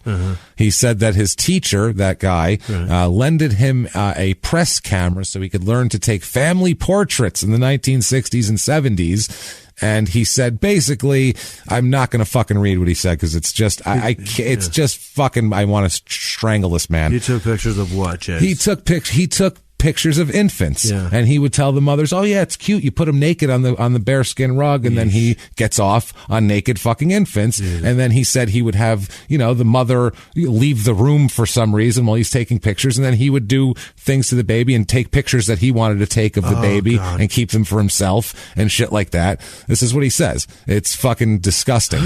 He says, quote, if the mother left the room, their infant was fair game. That's his fucking quote. I don't. Oh my God! I can't. And just from his stories before, you can just imagine the horrible things he did to these babies. Jesus Christ! Well, he says this was when he was taking the photos, he would just touch them, and not just, but he would touch them and take photos of them and things like that. Drop his dick next to their head or whatever. Who knows what the fuck his sick shit goes? Jesus Christ! Yeah. He says I would focus. He also wanted to pimp other kids. He said, I focused on foster kids, runaway, junior and high school students, and some mature male and females. Now, also, Patsy says that when she was 14 and Phil was 16, he came up behind her and put a rope around her neck and threw her on the bed and said, quote, I'm going to get some of that off of you, is what he said to her. She said that he had an erection and she thought that he was going to rape her, which I would say, someone goes out with a hard dick saying, I'm going to get some of that off of you after they just choked you with a rope. Pretty solid conclusion. She said he started coming at her and then suddenly he stopped and broke down crying and apologizing and, crumbled to the floor and all that shit and said he didn't know what he was doing. She said she told the parents about the incident and the father beat the living shit out of him, obviously. And that's a beating I endorse. I endorse that. If your son does that to your daughter, you should probably, I don't even know what the correct thing to do is, but a beating is to start with. The right answer is police involvement. Well, I was going to say, while the cops are coming, I think you're beating at that point, though. I'm saying, I don't know when the beating comes or in what context as a whole, but there's hitting involved. Off of her. There's going to be some slapping at least, and it's going to be. You guys handcuff him and take him. Jesus Christ! So in high school, he belonged to the Cadet Corps in school, which is like the ROTC type shit. And in 1966, he enlists in the Army. Which in 1966, enlisting in the Army means you are going to Vietnam at that point, and he ends up going to Vietnam. Now, before he goes, this guy's going to Vietnam. We're unleashing this lunatic on Vietnam. Yeah, and we're going, here's a gun. Oh, my God. Do your damnedest. I don't know, it's a jungle. Jesus. Fucking, this is what I mean. This is fucking crazy. Lawless ass, boy. He ends up in psych hospitals and everything. He ends up being an MP, but like that guy in charge. They gave him handcuffs. Wow. This sick fuck. Imagine him with handcuffs. What he would do to people. In a country that we don't care what you do to him. Just go. Yeah. What? This is fucking crazy. Now, before that, he, to tell you about this is when he's 17. We'll talk about this. This is his adult sexuality. And the only reason I'm telling you this is not gratuitous, is because this behavior and certain little things, certain little tells that he has, his nuances, certain signatures that he has actually, are come out later on. So we need to tell his story here. This is his story and, that he wrote in jail, and it's called, he titles it, quote, my first fuck with a large fat woman. Okay. Another. Not his first fuck at all. This is just his first fuck. First time fucking a, quote, large fat woman. Listen, white Inspector Deck. Calm down with the. This is awful. I don't even. It's again with the same meaning, same word, same meaning. Stop it. This is fucking horrible. Okay, but I'm gonna read this word for word because it's important, because this is his adult shit that this is the beginning of his whole pattern here. Yeah. Quote. This whole thing's a quote. I'll tell you about my first fuck with a large fat woman. I was 17 years old and would fuck anyone with a pussy or a tight anal. I would hope everyone has a tight anal. No one's walking around with a loose anal, I hope. But it's fucking boots falling out and shit. I like that he said anal. Whole rigatonies. Like, I don't know what's going on. Like he doesn't know. Yeah. All right. So I mean, the word cavity is missing, or anus. It's not an anal, sir. He's not the. There's no body part of an anal. He's not the most educated. You heard what he was doing in school and at home. I feel like he wasn't doing homework. I feel like bad things were happening.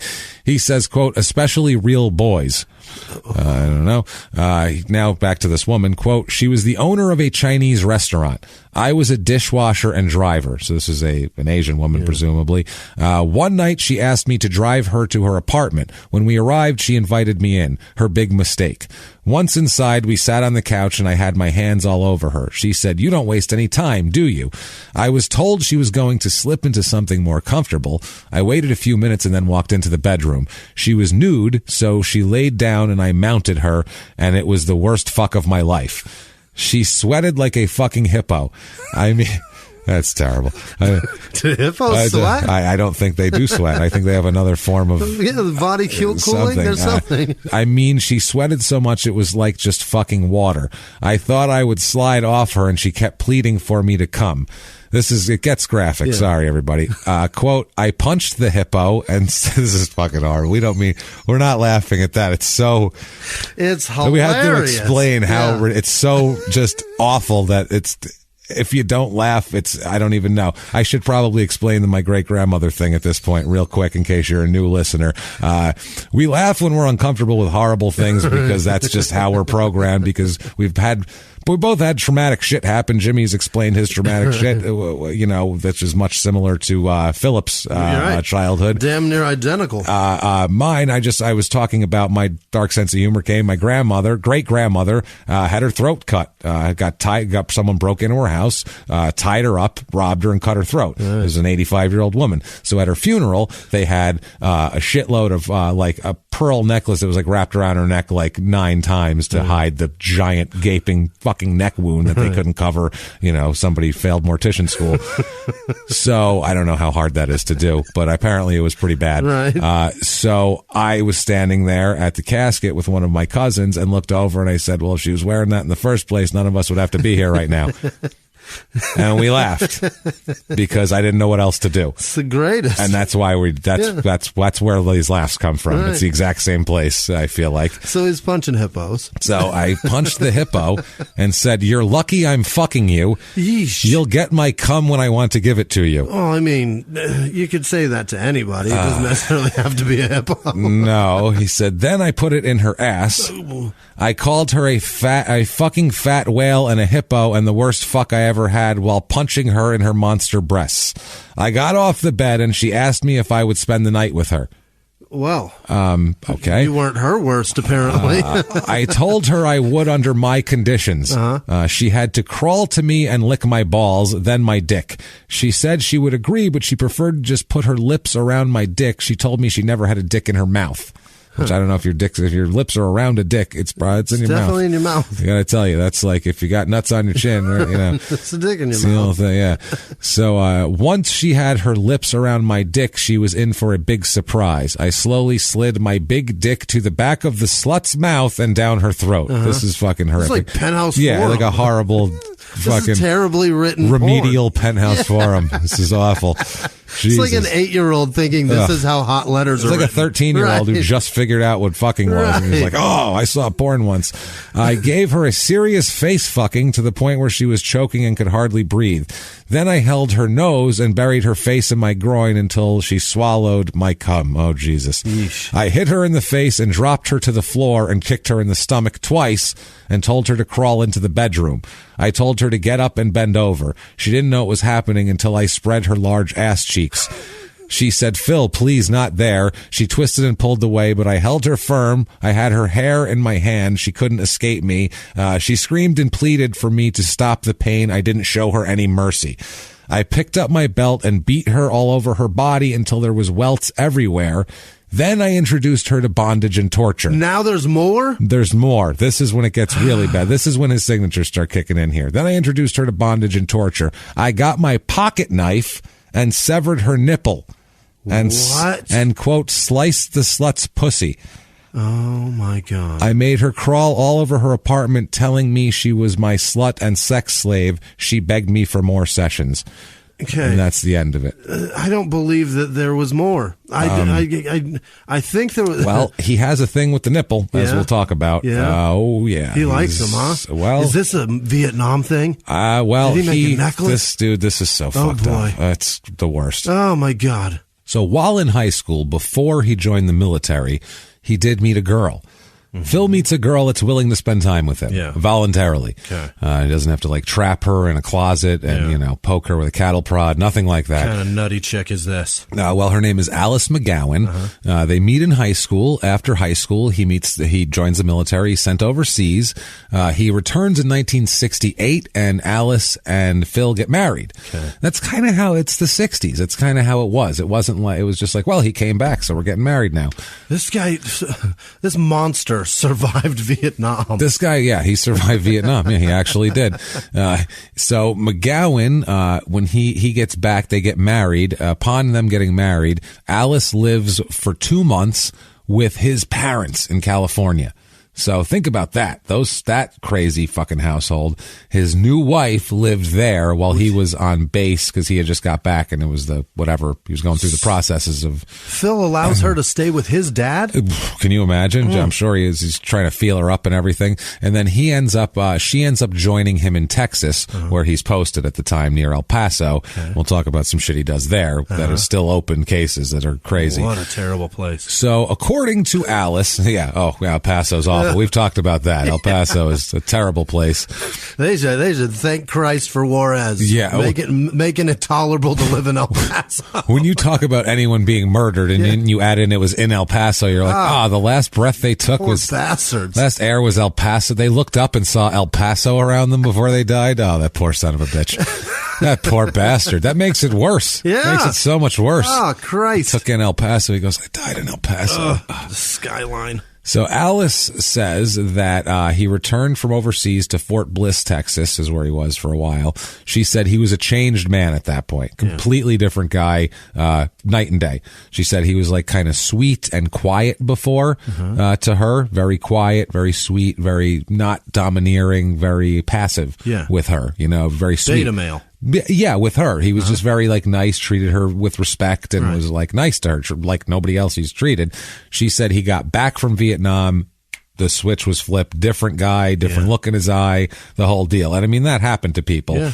And later on, too, he claims a lot of post-traumatic stress disorder, and he's diagnosed. He's no stranger to psychiatric hospitals and psych visits and prison wards and shit. So he gets a lot of evaluations, and he's got some post-traumatic stress disorder problems from Vietnam, which is normal. Hey, everybody, just going to take a quick break from the show to tell you about a healthy, delicious item, Hero Bread. And we're both trying to get healthier this new year. Jimmie had a eye-opening doctor's appointment and things like that. So we're trying to get healthier, and I'm telling you right now, this Hero Bread is a good step in this direction. It's delicious, and it is really good for you, and it's really excellent. They have the sliced bread is good, the bagels, the tortillas. I know you've been they're terrific. Ranting about the tortillas. They're so good. With Hero Bread, you can focus on your health goals and still indulge in the soft, fluffy experience you love, but guilt-free. I really love the little Hawaiian rolls, too. Yeah.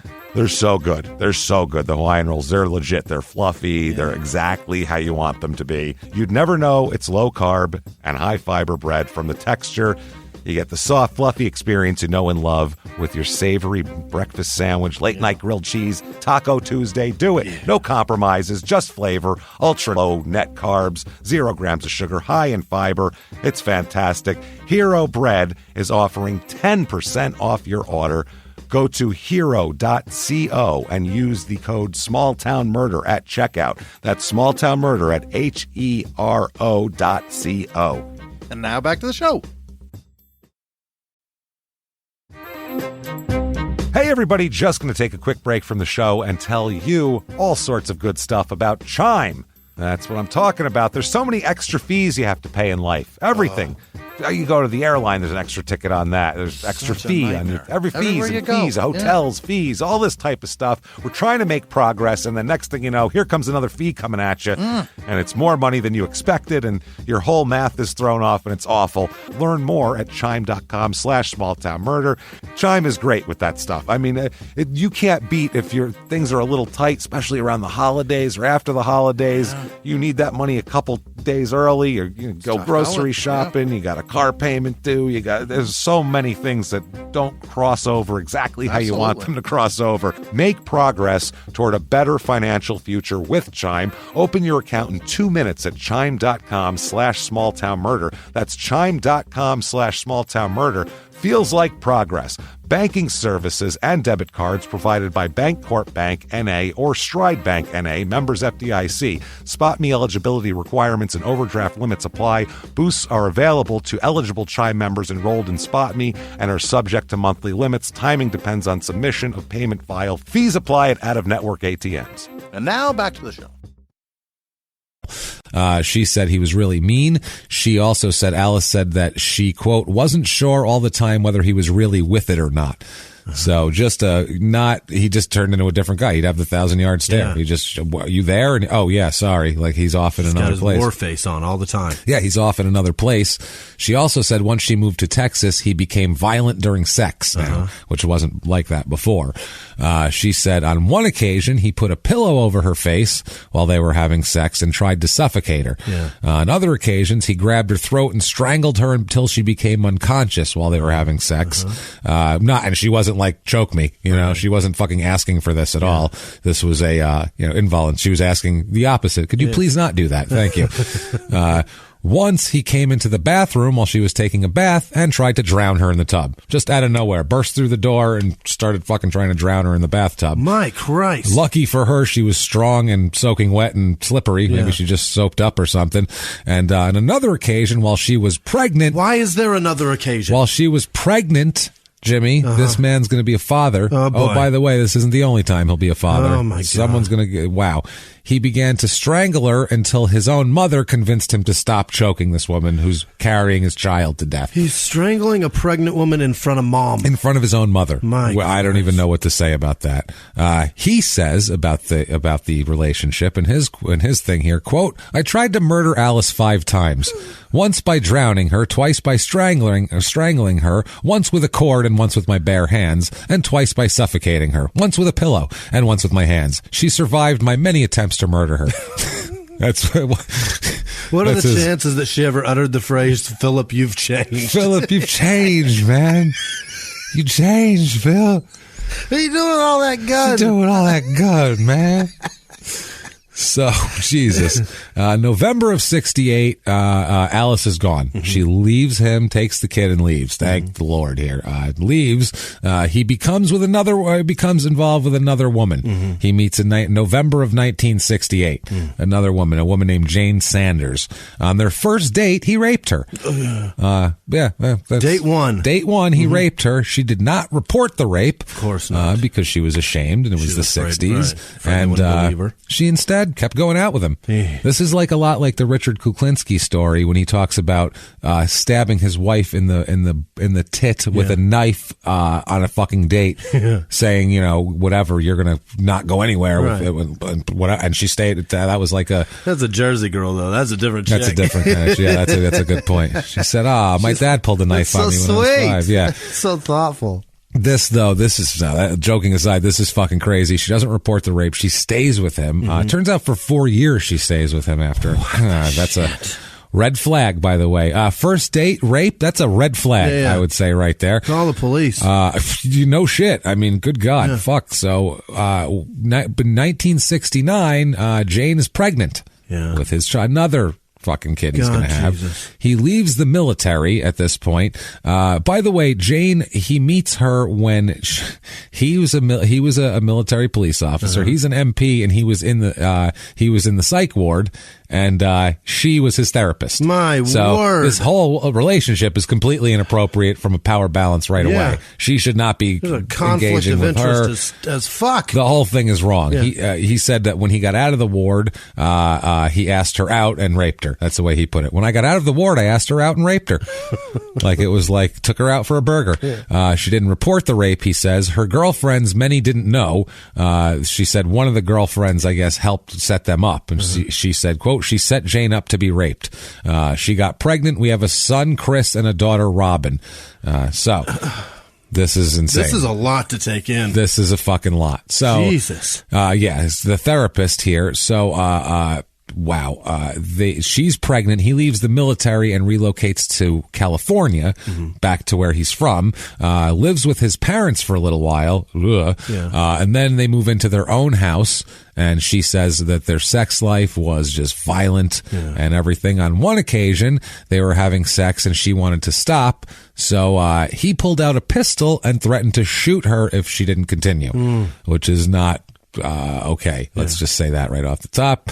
Another time in the middle of it, he struck her with the butt of a gun during sex, rendering her unconscious. And when she came to, he was still having sex with her. Still hanging. That was how that goes. Wow.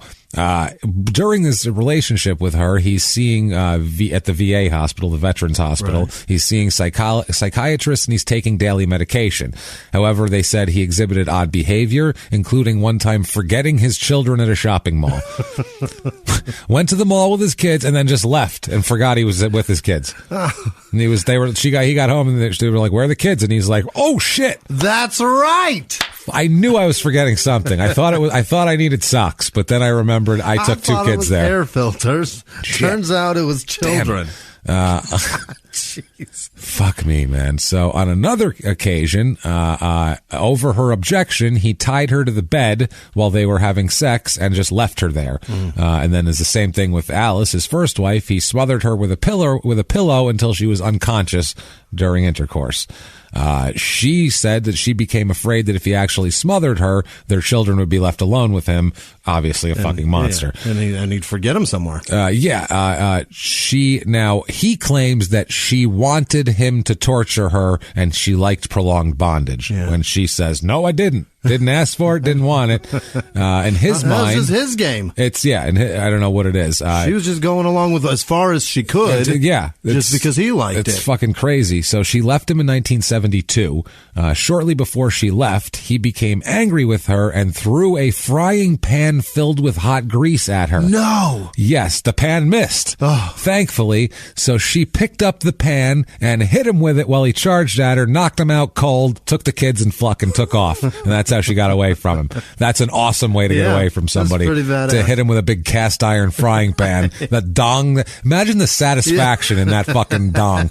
Bong, and the following on the ground. That must have been like hallelujah. Oh my God, the victory in that. Take your kids and fucking run. Holy shit. When somebody is knocked out, that crumple is so, when it's like in boxing, you see people get knocked out and they're like moving around. Right, they daze. When it's crumpling, it's amazing. And especially when he's this guy. Right. And you hit him with that satisfying fucking frying. Back then, frying pans weren't little light Teflon. Right. It was a goddamn cast iron. That shit weighed 12 pounds. That's a blow. That'll mess your head up. So you'll have to wonder on your drive out. Is his skull cracked? It's got to be fractured, right? He's leaking brain fluids in there, right? At least out of his ears. So later in 1972, he meets a woman named Marcia and her husband. They become friendly, whatever, when he sold them dogs. He worked at a company that trained security guard dogs, and these people bought dogs from the company, and he was their salesperson. Shepherds or Dobermans? They were security dogs, yeah. So he delivered dogs to their house, and he taught them how to handle them and shit, and he was the kind of go-between guy. This guy now with attack dogs. Boy. Jesus Christ. Talk about hell. Yeah. He's turning into literally the devil here. So on December 17th, 1972, he came over their house, even though the husband had asked him not to because he was going to be at work. He said, I'll be at work, so don't come over that night. And he said, okay. And then he came over that night on purpose. So he sat and talked with Marcia, Phil did, about the problems they were having with one of the dogs. Philip told her to watch from the bedroom window while he worked with the dog outside in the yard. Watch what I do through the window, and you can copy me after that. What's he going to do? So when she got to the bedroom window, he wasn't outside. Instead, he came up behind her and put a knife to her throat. Just crept up behind her and ordered her to undress and threatened to kill her children unless she complied, which is not what she expected at all. Then he raped her at knife point. During the rape, he struck her in the face with the handle of the knife, like the butt end of it. He hit her with it and fractured her orbital bone. Wow. Which is fucking awful. I know a person who fractured their orbital bone. We both do, and it's a terrible injury and an awful recovery. Oh, by the way, and she's being horribly raped also, which is even worse. The other part is like, he's doing this. Does he expect to get away? She's got a husband. She's going to have to tell him why her orbital bone is fucking broken. I would say, later he stays for a while, hangs out. Later, with her 8-month-old baby in the room, he decides to take another shot at her, ties her arms behind her back, and sodomizes her as well. Oh, my God. So he tells her that his wife just left him and he didn't know why he was doing this, but he had already started and she could identify him. That's what he said, which is a bad thing to hear. Oh, Jesus. Apparently, the dog started barking outside, and he told her to bring the dog inside the house and threatened to kill her if she didn't come back inside with the dog, or threatened to kill her kids. You see, he said, I'll be in here with your kids, so you go get the dog, and if you take off, I'm going to kill your fucking kids in here. So she went outside, acted like she was getting the dog, and took off to a neighbor's house. Girl. So the neighbor apparently was, this guy is ready for action. He apparently had a gun real handy, grabbed his gun, and went outside just as Phil was coming out of the house. So this guy fucking cocked his shotgun and said, I would hold it right there if I were you, and called the police and held Philip at gunpoint until the sheriff arrived. And he was arrested, Philip was, and when he was arrested, he told the police right away, quote, I don't know why I did it, my wife just left me, which is, by the way, not an excuse at all. It doesn't stop it. There is no excuse, but that's really, he then told a detective, quote, I didn't know what I was doing at the time. Everything was blanked out for me and I just wasn't myself. I figured to myself under a doctor's care and supervision that it would never happen again. So he's like, I just went crazy for a minute. Sometimes, you know what I mean? Sometimes you just get like a lapse. You go wacky and you hold a broad at knife point, threaten to kill her children and fucking forcibly sodomize her. You know how that goes. We all have done it. I mean, come on. So I'll tell you what we'll do. You get a piece of paper out. I'll tell you what we're going to do, and then we'll do that. We'll do like an IOU. Like, I owe you not to do this anymore, and I promise. You just get me a doctor. We'll talk about it for a while, and then it'll be good. Fine. All right. Have a good one, buddy. Thanks for having me. Is that what they did? No, they absolutely didn't. They said that they did not observe anything abnormal about his mental functioning, or didn't seem to be any different than any other suspect they brought in for questioning. Apart from being a fucking psycho. He's sent to prison. Okay, thankfully. Good. So they didn't take his deal?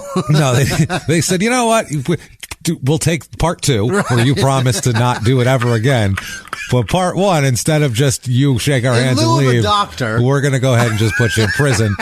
And while you're there, you can talk to the doctor if you want. Oh, there's a bunch of them there. But you're going to be in prison. You're going to be in a box. They won't be. They'll leave. Put you in a cage. They'll come in their Toyota Camry every morning and park it, and then go in their cardigan, and then they'll leave at the end of the night and go home and have boring sex with their wife. And you'll sleep exactly where you live. We'll be in the same place. You'll smell another man's ass. Yes, you will. Absolutely. Yeah, absolutely. Actually, he won't, because we'll find out he's putting different housing we'll talk about. For lunatics. No, well, we'll talk about why. Very much into the pen pal program here. A woman named Mary became acquainted with him through her participation in a letter writing program to prisoners organized by her prayer group. Oh, Jesus. Let's reach out to these prisoners. Her prayer group in Zionville, Indiana. Of course. She corresponded with him. He's in prison, obviously, for the rape.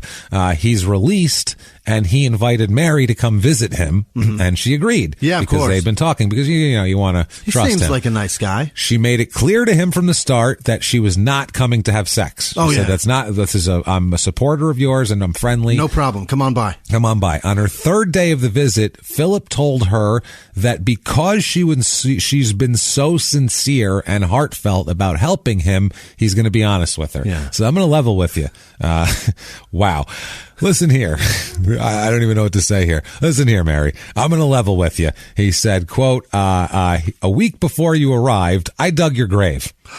I invited you here to kill you. I mean, I'm going to be perfectly frank here. He goes, I can show you the grave if you want. It's in the backyard. And she said, that's okay. I trust you. She said, I'm good. Thanks. You don't need to show me. I'm going to be honest with you. I dug your grave. I dug your grave a week before you came here. Like, this has all been planned.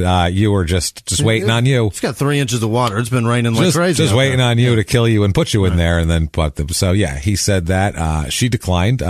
He then said he planned to kill her, but because she's been so nice to him and so sincere like nobody ever has, he decided against going through with it. He can't do it. He said, I'm sorry, you're just too nice to kill. Yeah. I can't do it. So But on the next day, the fourth day of her visit, he came into her room while she was sleeping. Yeah. She woke up to him standing there.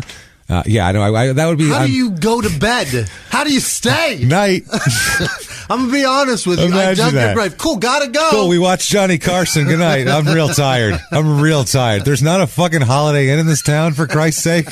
Jesus. How do you go? Cool, I'm going to turn Gotta in go there. now. Let's talk about this in the morning. But she said, like, she's so trusting. Really nice. That she said, well, he's being honest with me. Why would he tell me he's going to kill me? And then it wouldn't matter, but that's her thinking.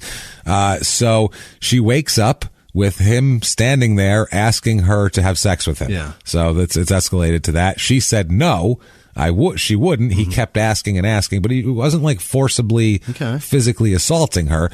Eventually, he's sorry. Yeah, he's encouraging her to. Just a little pussy. Eventually, we don't know what happened there. By the way. Eventually, I have no clue. I don't know enough about that to make jokes about it either. The only thing I know is that some girl went on a date with him. Yeah, I heard it was a pushy, but I don't know. He what yanked her out of dinner. They didn't even eat their $300 dinner because he wanted to fuck. Well, he's not funny, so he's got that going for him. I don't really care.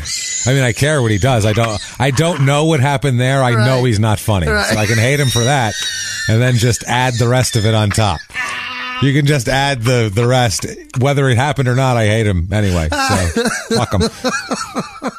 I hate him more if he did it, but either way. The only thing I hate the most is that in his latest thing that he did in New York, some stand-up special, he said that I was ending sets with "thank you," but I didn't mean it. You did what? What are you talking about? Shut up. Fuck you. Thank you for pretending I'm funny because you think that people think I'm supposed to be funny. How about you be grateful somebody bought a ticket to see you, you fucking asshole. Awful. That's what stand-up's going. I don't think so. Okay, never mind. Moving on. We talk about that all night. So instead, we're in a horrible room with a horrible guy.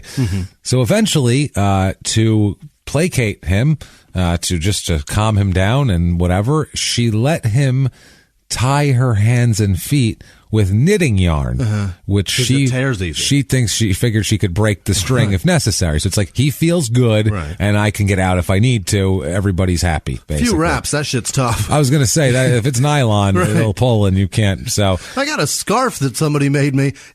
I don't think I could tear it. No, probably. Well, this is hopefully not a whole scarf's worth, but it's still. After he ties her up, he leaves the room, which had to be frightening, and he returns with a straight razor, which is not what you want. Those are dangerous. When you know there's a grave dug already, because it's already dug. I mean, you got to put someone in there. You can't waste a grave unless he's trying to help to get the yarn off. That's the thing. He's trying. I'm going to cut that yarn off for you. Do you a favor. Obviously, she thinks that death is forthcoming here. Instead, what he wants to do is shave her pussy. Oh. With a straight razor? He shaves her with a straight razor. Oh, my God. Afterwards, he took photographs of her area shaven. He then put a pillow over her face, which is what he likes to do. Yeah. She said she played dead until he stopped. She just went limp, and eventually he stopped and left the room. The next day... How does the sun go down and come back up and you're still there? As soon as he goes to sleep, I'm running out of the door. So fast. I don't care. The next day, she pretended there was an emergency with her daughter at her house with like her grandkid or her family or some shit and took off and left and got away from him. Okay. Thank fuck. Sure, came to her senses. So, February 1977, that trip was 2 days too long. That was way too long. The second he said, I dug your grave. Bye. Next time he pisses, I'm out of that house. Gone. Fucking gone. Turn your back, make a sandwich. I'm out of here. Yeah, exactly. I was going to say, not even. Anything. He gets up to change the channel. No remote back then. He goes to flick it. I'm out. So, February of 77, he meets Linda Kimball. Okay, he says he met her through her husband. He said they had an affair and she got pregnant and they had a daughter named Megan. So far I'm counting 4 kids at least. How's he doing this? It's crazy. He said, quote, after that I introduced her to sodomy. Yeah. I told her that if I was her husband and she left me for any reason, I would kill her. They weren't even together yet. No. She was still, wow. By August of that year, they were living together. She was away from her husband. They were living together. Linda gives birth to their daughter in December of 77. Her mother, Isabel Pauls, lives nearby. Now, July 6th, 1978, Isabel Pauls, her daughter's, husband here, right, and, her, boyfriend who she has a kid with and all that. She wakes up, the mother is awakened by Phil, who is on top of her in his underwear, holding a knife to her throat. Jesus. Which is a bad sign. He told her that he came to rape her. Yeah. He said, I've come to rape you, which is like a Batman villain. Proclamation. I've come to rape you, which is not what you want to hear. And please, nobody isolate that. Jesus Christ. Make that a ringtone. No. Don't request that one. I've come to rape you. I have a text message. Oh, shit. Let that go off at work. He said, but he couldn't go through with it because when he looked at her face, all he could see is Linda's face. Yeah. So he said he felt bad. So she managed to escape to a neighbor's house. She does not report the incident to the police out of concern for her daughter. She doesn't want her daughter's father of her daughter's baby going to jail and then, not having any money, I guess, is what she's thinking. Jesus Christ. Now, the daughter found out about this. The daughter promised the mother that he would seek help at the VA hospital in Loma Linda.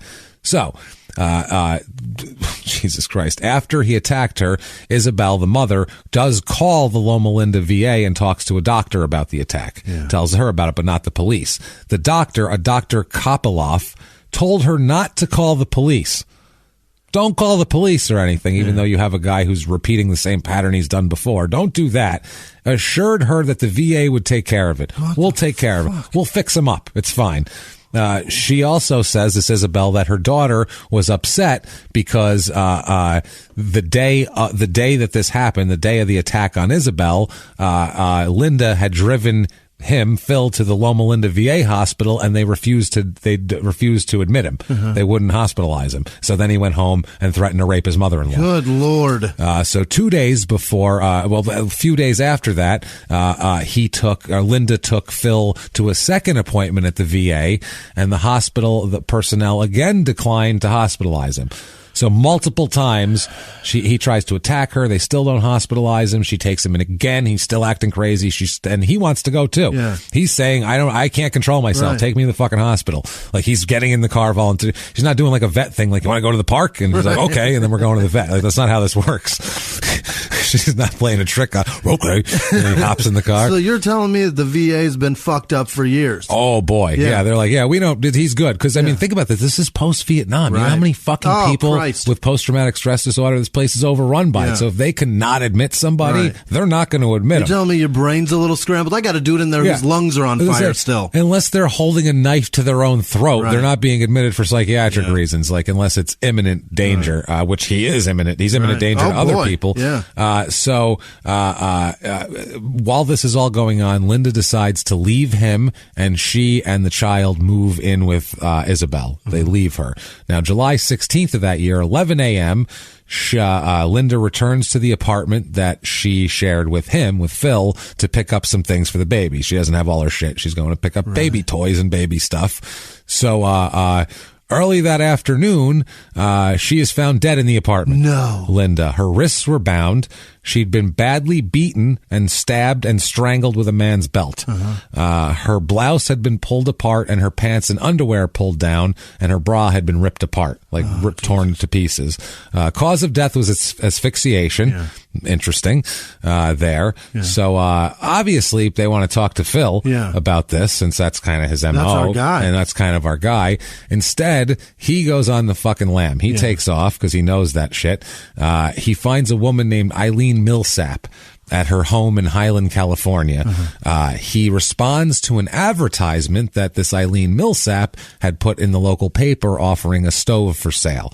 He shows up at her house while she was all alone with her small children. Jesus God.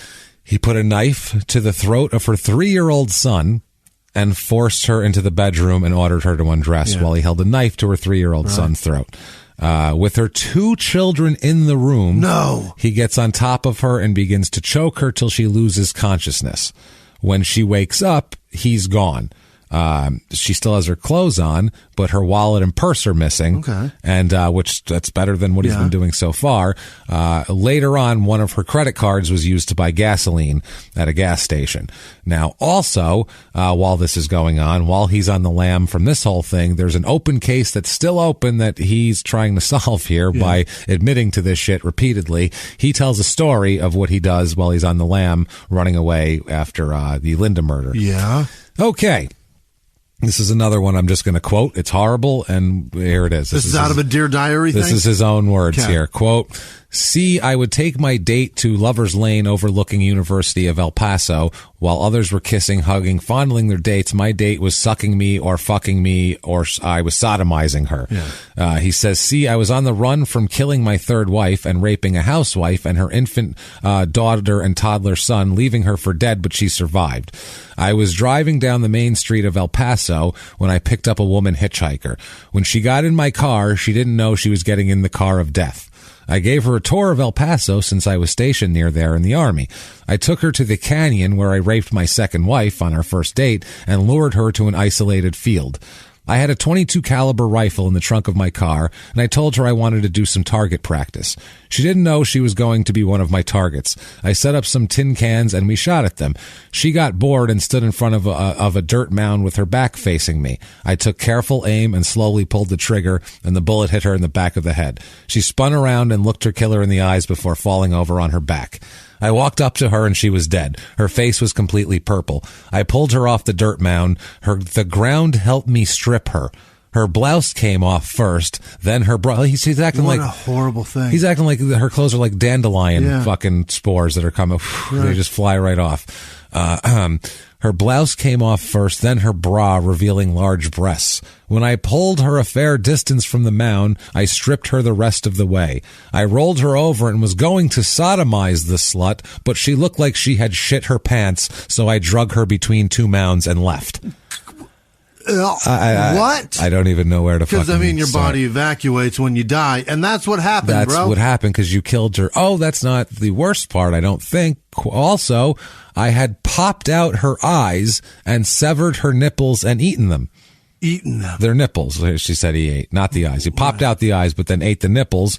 I went through her belongings and found $50. In a sense, she paid me for murdering her. Unbelievable. What a fucking piece of shit. She was just 20 years old and was from Florida. I had her bra and panties as a souvenir. I drove to the Lover's Lane overlooking the University of El Paso, to the Lover's Lane I know. There was a young girl standing there looking down at the university with her back to me. I was parked across from her and had the rifle in the seat of my car. I picked it up and took careful aim and hit her in the back of the head. She slid down the stone wall. I walked up to her. She was still alive and she said, "Please don't kill me."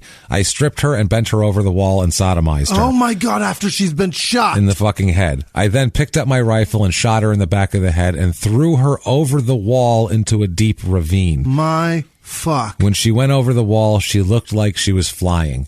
I picked up her clothes and my gun and stuffed them in the trunk of my car along with the bra and panties from my last victim and drove back to California. Jesus Christ.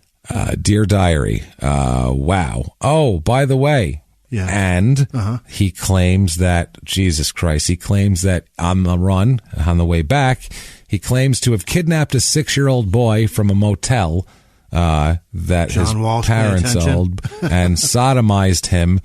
And he says he cut his penis off and ate it later. He said he kept it as a souvenir and then ate it later on. He also said he picked up a 15-year-old gay hitchhiker, took him to a motel, kept him for a few days because of a serious snowstorm. Then he said he strangled him to death while talking to his mother on the phone. Not the boy's mother, his own mother. Oh, okay. He called his mother and strangled the guy to death while talking to her. Which one's worse? You know what I mean? Is it worse to talk to the victim's mother or your own? I have no fuck. Well, you're doing that? He apparently gets off on choking people in front of his mother. There is something. I don't know if any of these. You know what I mean?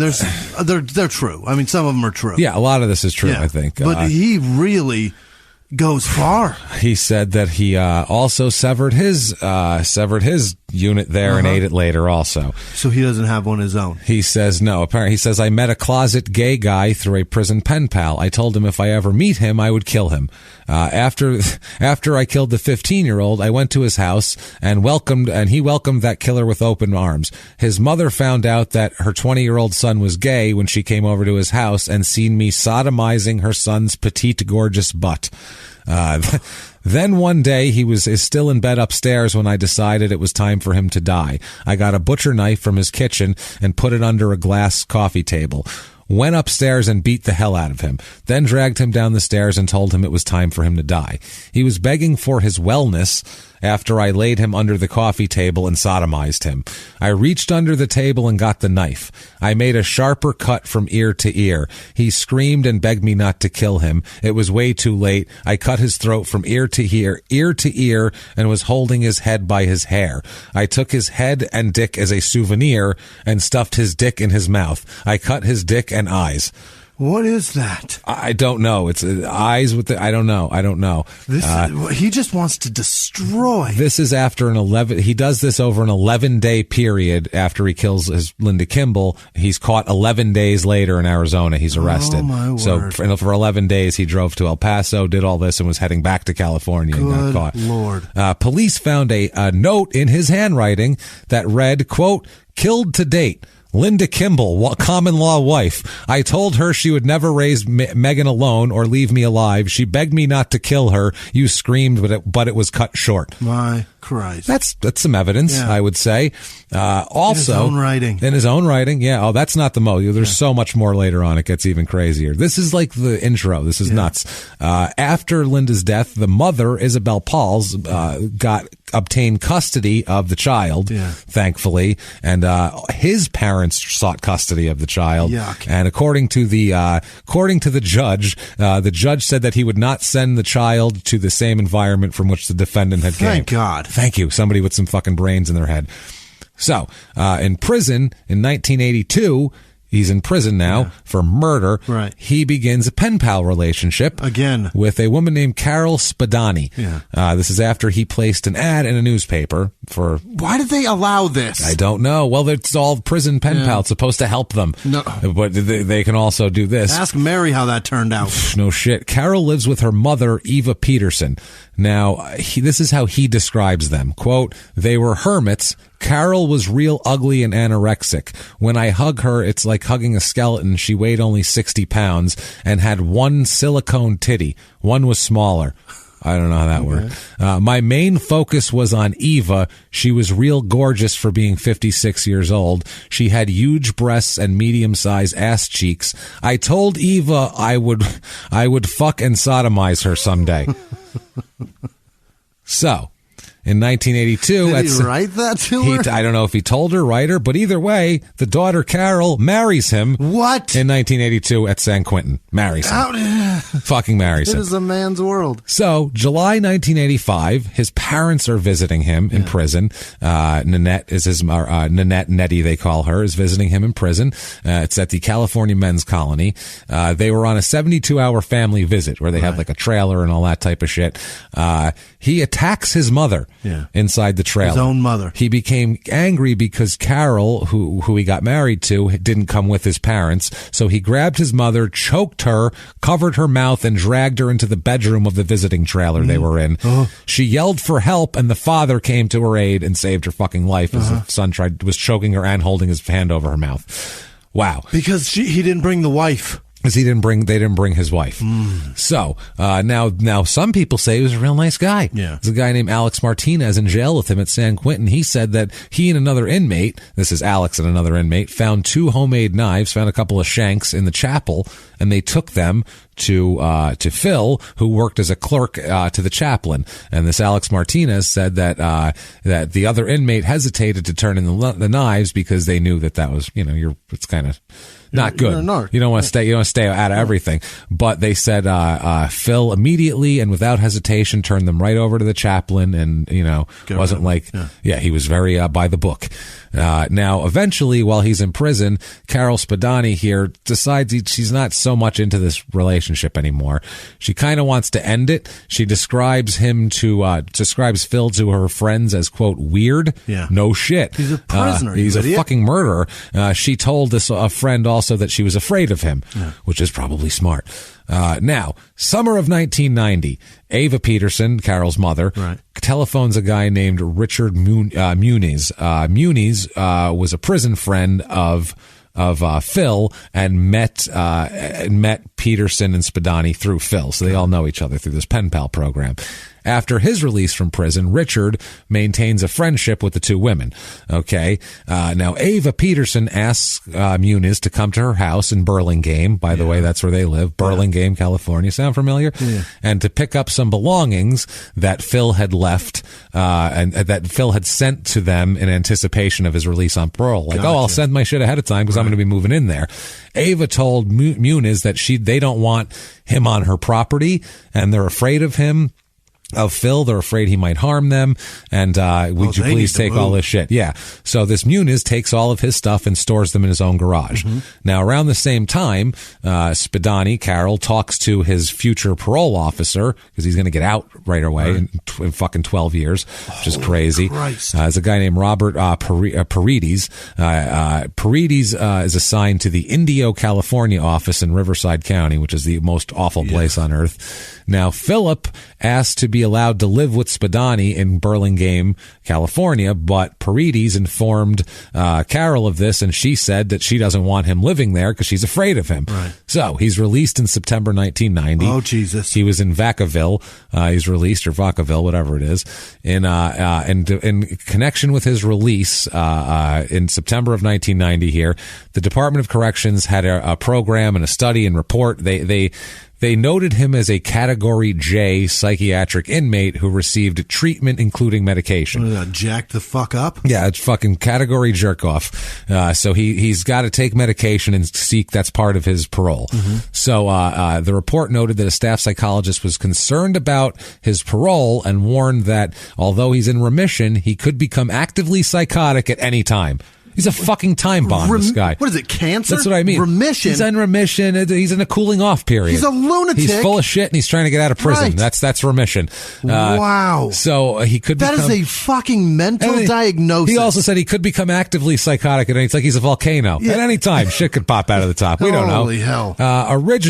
He says his original plan required him to seek mental health counseling. Ultimately, he ended up seeking counseling at Loma Linda VA Hospital. November 30th, 1990, a psychiatrist at the VA hospital named Dr. Sylvia Winters, and she'll talk to him a bunch over the months.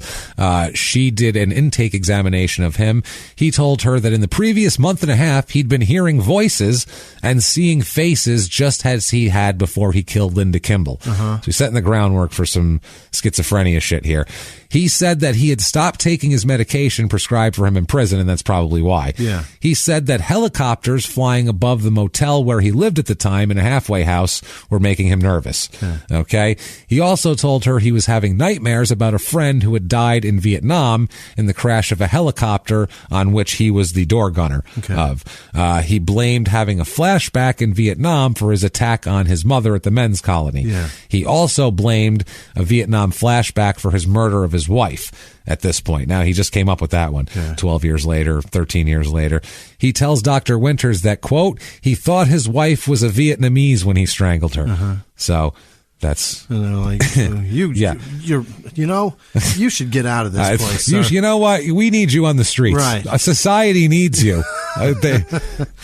We're fucking hurting for you. This is absurd. Dr. Winters was aware of the circumstances surrounding this.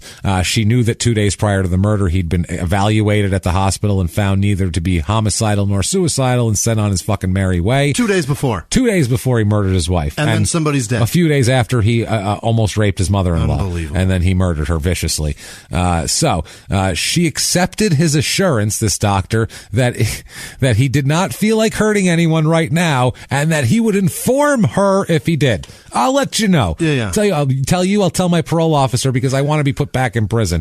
She diagnosed him as a schizophrenic and made an additional provisional diagnosis of post-traumatic stress disorder, prescribed him meds, referred him to a post-traumatic stress disorder, specialist for combat veterans, all that.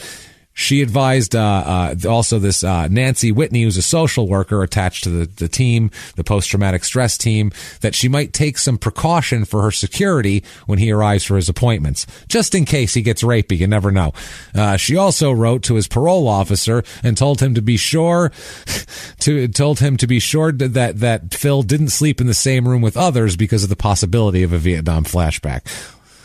He might freak out. The man in a 48-hour window can go from lovey-dovey to fucking rapey of people closey. Like super close people to me. Yeah, and then I may rape jaily. And murder them. Oh, right. Yeah. And a later search of his apartment after a bunch of shit happens here revealed medicine bottles full of his psych meds that he wasn't taking. Oh, boy. So he's released from prison. You got to let this guy out. The Muniz guy picked him up from jail. Muniz also told him that, oh, by the way, your mother-in-law there, Ava, gave me all your shit and, said that you're not allowed and they're afraid of you and shit. So Phil spends the weekend with Muniz in Sacramento, and then Muniz puts him on a bus to Indio. Yeah. The bus to Indio, I said. That's right. Wow, he should have blew his fucking brains out right there and saved us all a lot of trouble. Saved a weekend with him, 48 hours. Yeah. And then sent him on a bus to Indio. Okay. So he meets with Paredes, his parole officer, and basically he tells Phil about all the conditions, that he's forbidden to travel more than 50 miles from his residence without permission, and he's forbidden to go to Burlingame. Say the fuck out of Burlingame. They don't want you there. He's pissed. Yeah. Phil is pissed. He said, pardon me? Yeah. I didn't know that. That was part. They said, oh, yeah, you can't go to Burlingame. He's fucking livid. So obviously he wants to go there and right some wrongs. Right. So, because Carol and her mother live in Burlingame. So they also required him to participate in a counseling program and all that type of shit. He got in a program at Loma Linda. Christmas 1990, he asks his parole officer for permission to visit Muniz and Sacramento and get a driver's license. Yeah. So he gives him permission, but only after the parole officer calls Carol Spadani and informs her that he'll be in Northern California. He's going to be driving by. He'll be an hour 45 away. That's why I picked Sacramento as a place. And she said, that's fine, whatever, as long as he's not allowed here, that's fine. So they said, don't go near San Mateo County. He says, I won't. He spends a week with Muniz. Phil does. He complains to Muniz that Spadani, that his wife there, Carol, was, quote, listening to her mother, and that Peterson, the mother, was interfering with his plans to move to Sacramento where he felt he could get a better job. Don't you remember you told her that one day you're going to rape and sodomize her? Don't forget sodomize. Oh, Jesus. He's very upset. Muniz just says, well, why don't you appeal to the Department of Corrections parole people? I don't know I can't solve your fucking problems. I'm on parole too. So he returns from Sacramento with a driver's license and a 65 Ford Fairlane. Eesh. Interesting. It's a cool car. It's kind of a cool car. Yeah. January 1991, he enrolls in automotive classes at a local community college. This is part of his parole, is he has to enroll in some classes. So he takes an automotive class. You wonder why community colleges are a fucking joke? Yeah, this guy's there. While he's taking these classes, he befriends another student named Jim Lawrence. Jim Lawrence, he says that Phil would tape record the class sessions, the whole thing. Okay. Would tape record them, I guess, listen to them later. He does a lot with that tape recorder. That's a little foreshadowing for later on. Oh, there's plenty on the tape recorder. He describes Phil as, quote, very intelligent, which not by his writing, but whatever. Spring of 91, a Dr. Charles Sprague, who's a psychiatrist at the VA hospital, meets with him and does a medication check. He said, Phil said that his mood was okay, and they said that the observations of the doctor were consistent with that, said he seemed fine. Phil told the doctor he wasn't experiencing any symptoms consistent with his normal shit. He denied wanting to hurt anyone, reported no problems with anger or irritability or anything like that. He claimed he's taking his medicine. So this doctor read the other doctor's report and had a, quote, higher level of suspicion than ordinarily he would with a person, assessing themselves. But he said that he looked for anything that might call for involuntary commitment, but found nothing to justify it. He was acting fine, even if he wasn't fine. So at this point, a Janet Flanagan and her husband, they managed a hotel where Phil lived in the spring of 91.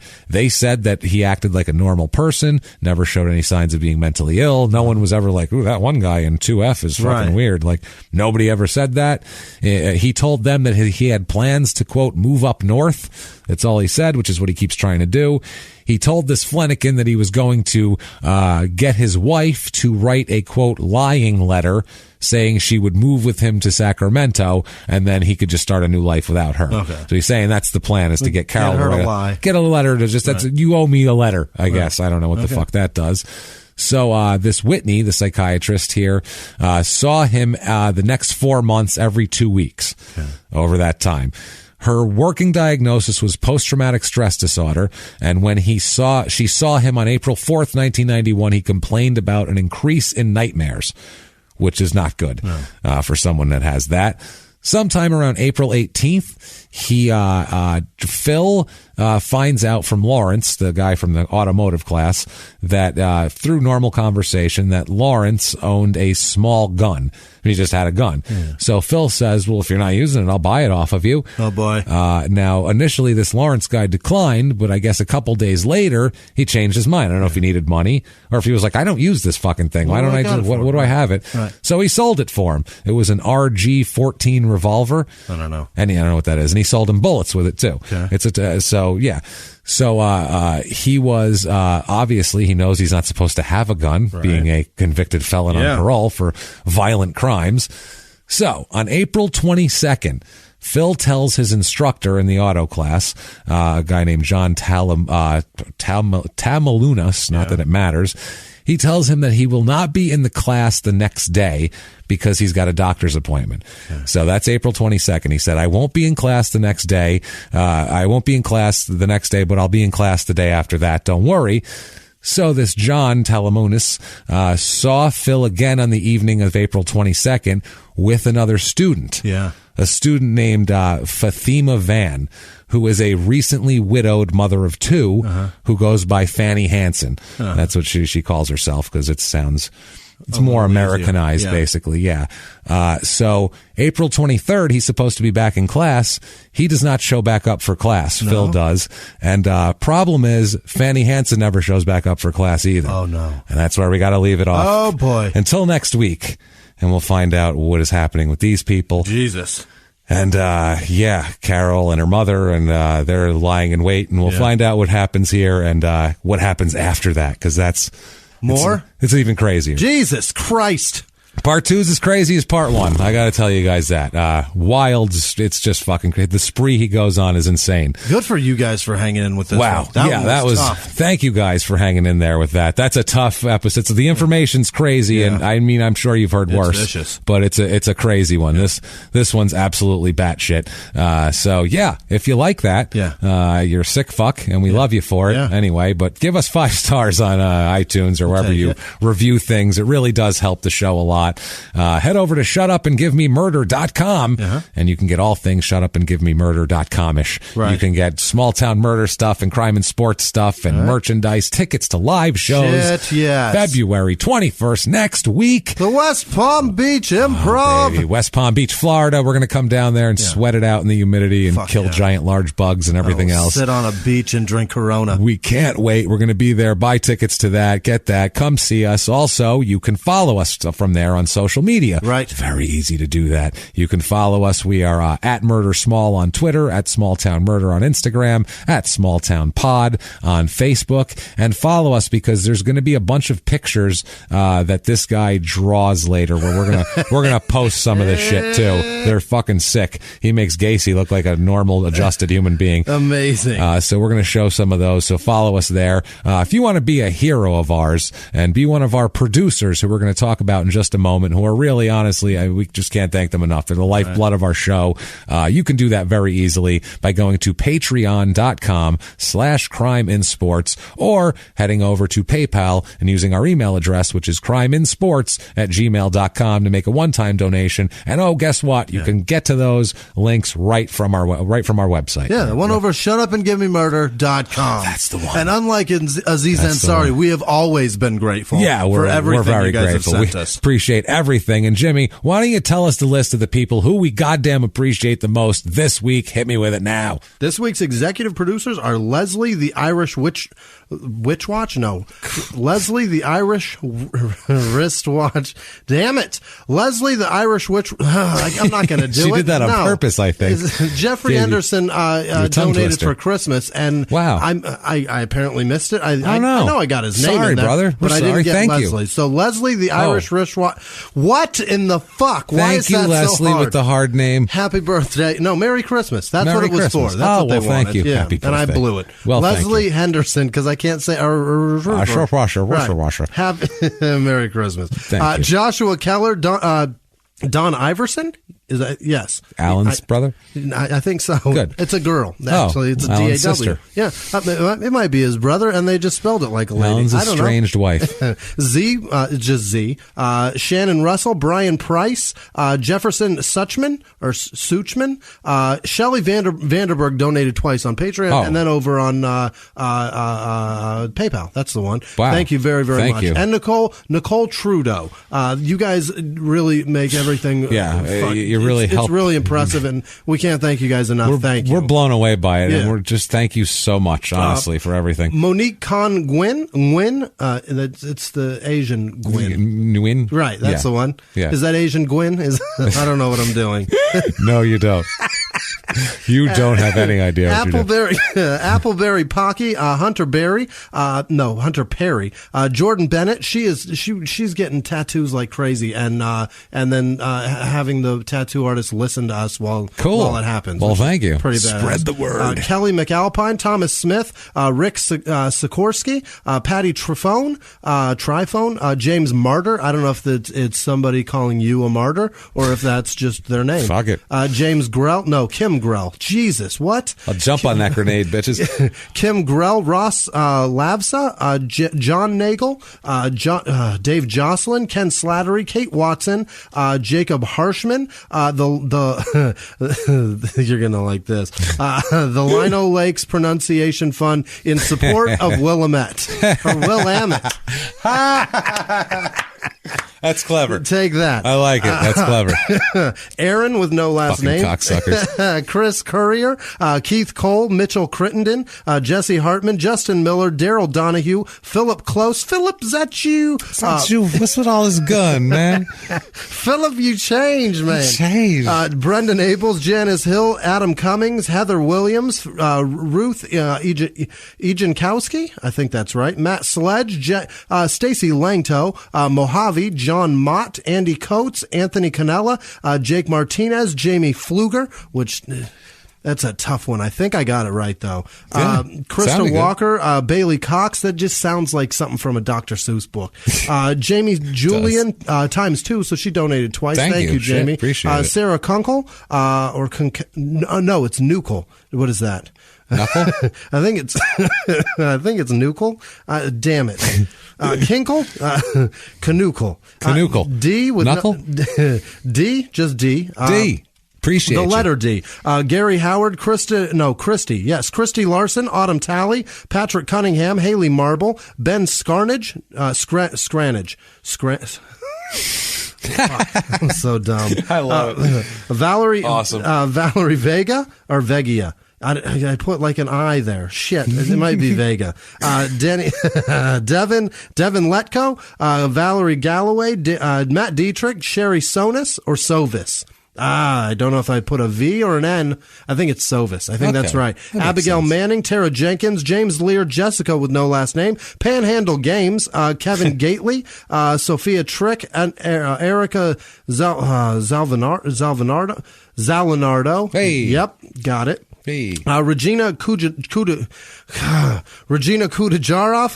Lisa Beans, Rachel Storr, who also sent me a birthday card. Thank you. And you guys send in birthday cards. It's incredible. Awesome. Thank you guys so much. Really nice. Taisha McPherson, Ruiz, it's Russ Linderman, Shantae. Tried to make him Spanish. Shantae Wright, Leslie Woodruff, Ben Moore, Melissa Moss, James Hires, Laura Mickelson, Kimberly Vautour, Janet Home. I think that's right. Antonio Meneses, Lauren Demarath checking in. Thank you, Lauren. Megan Allen, Elise Carter, Tess Devine, Sam Wade, Yoma Mapus. Whoa. I don't know if that's supposed to be dirty or if that's just, I don't know what that dirty. is. It does. Reagan Shalkley, Ty Yeager, Beth Beyer, Tina Elder, No Ruiz, Corey Taylor, Miriam Lene Hale, Brian Whitney, and Jacqueline Osborne. I'm an idiot. Thank you guys so much for making me look real dumb today. Thank you, everybody, for everything you do for us, for hanging through weird shit, for laughing at our craziness, and for everything you do for us and give to us. Jimmie, what if they wanted to do for you? How could they find you to tell you that? You can find me at Whisman Sucks, WHISMAN Sucks, on Twitter, Instagram, and Snapchat. Facebook's just about full, so you guys can find me on Twitter or on Instagram, whatever. Thank you guys so much for everything. It's fucking mind-blowing. It really is incredible to see how much this means to you guys, and believe me, it means that much to us. So thank you. Absolutely. What about you? You can find me at Jimmie P is funny, or you can just copy and paste my last name from the show description. Don't be a hero, and just do it that way. Look us up like that. And guys, we can't thank you enough. Honestly, we really, really can't. This was a tough episode. We understand, but it gets crazier. So come back next week for part 2 on all of this. And until next week, it's been our pleasure. Bye.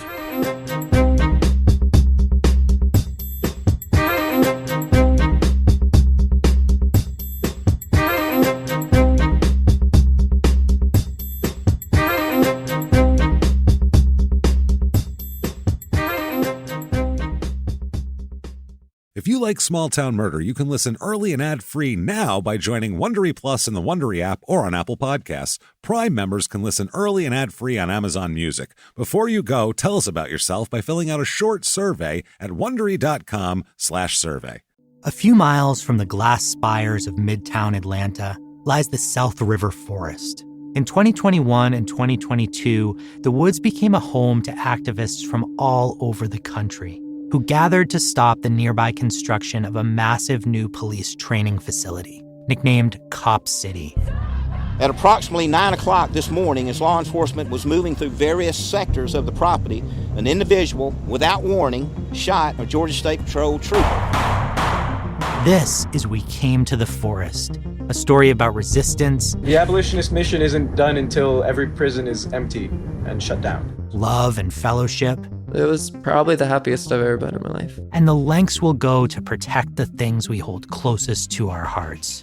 Follow We Came to the Forest on the Wondery app or wherever you get your podcasts. You can binge all episodes of We Came to the Forest early and ad-free right now by joining Wondery Plus.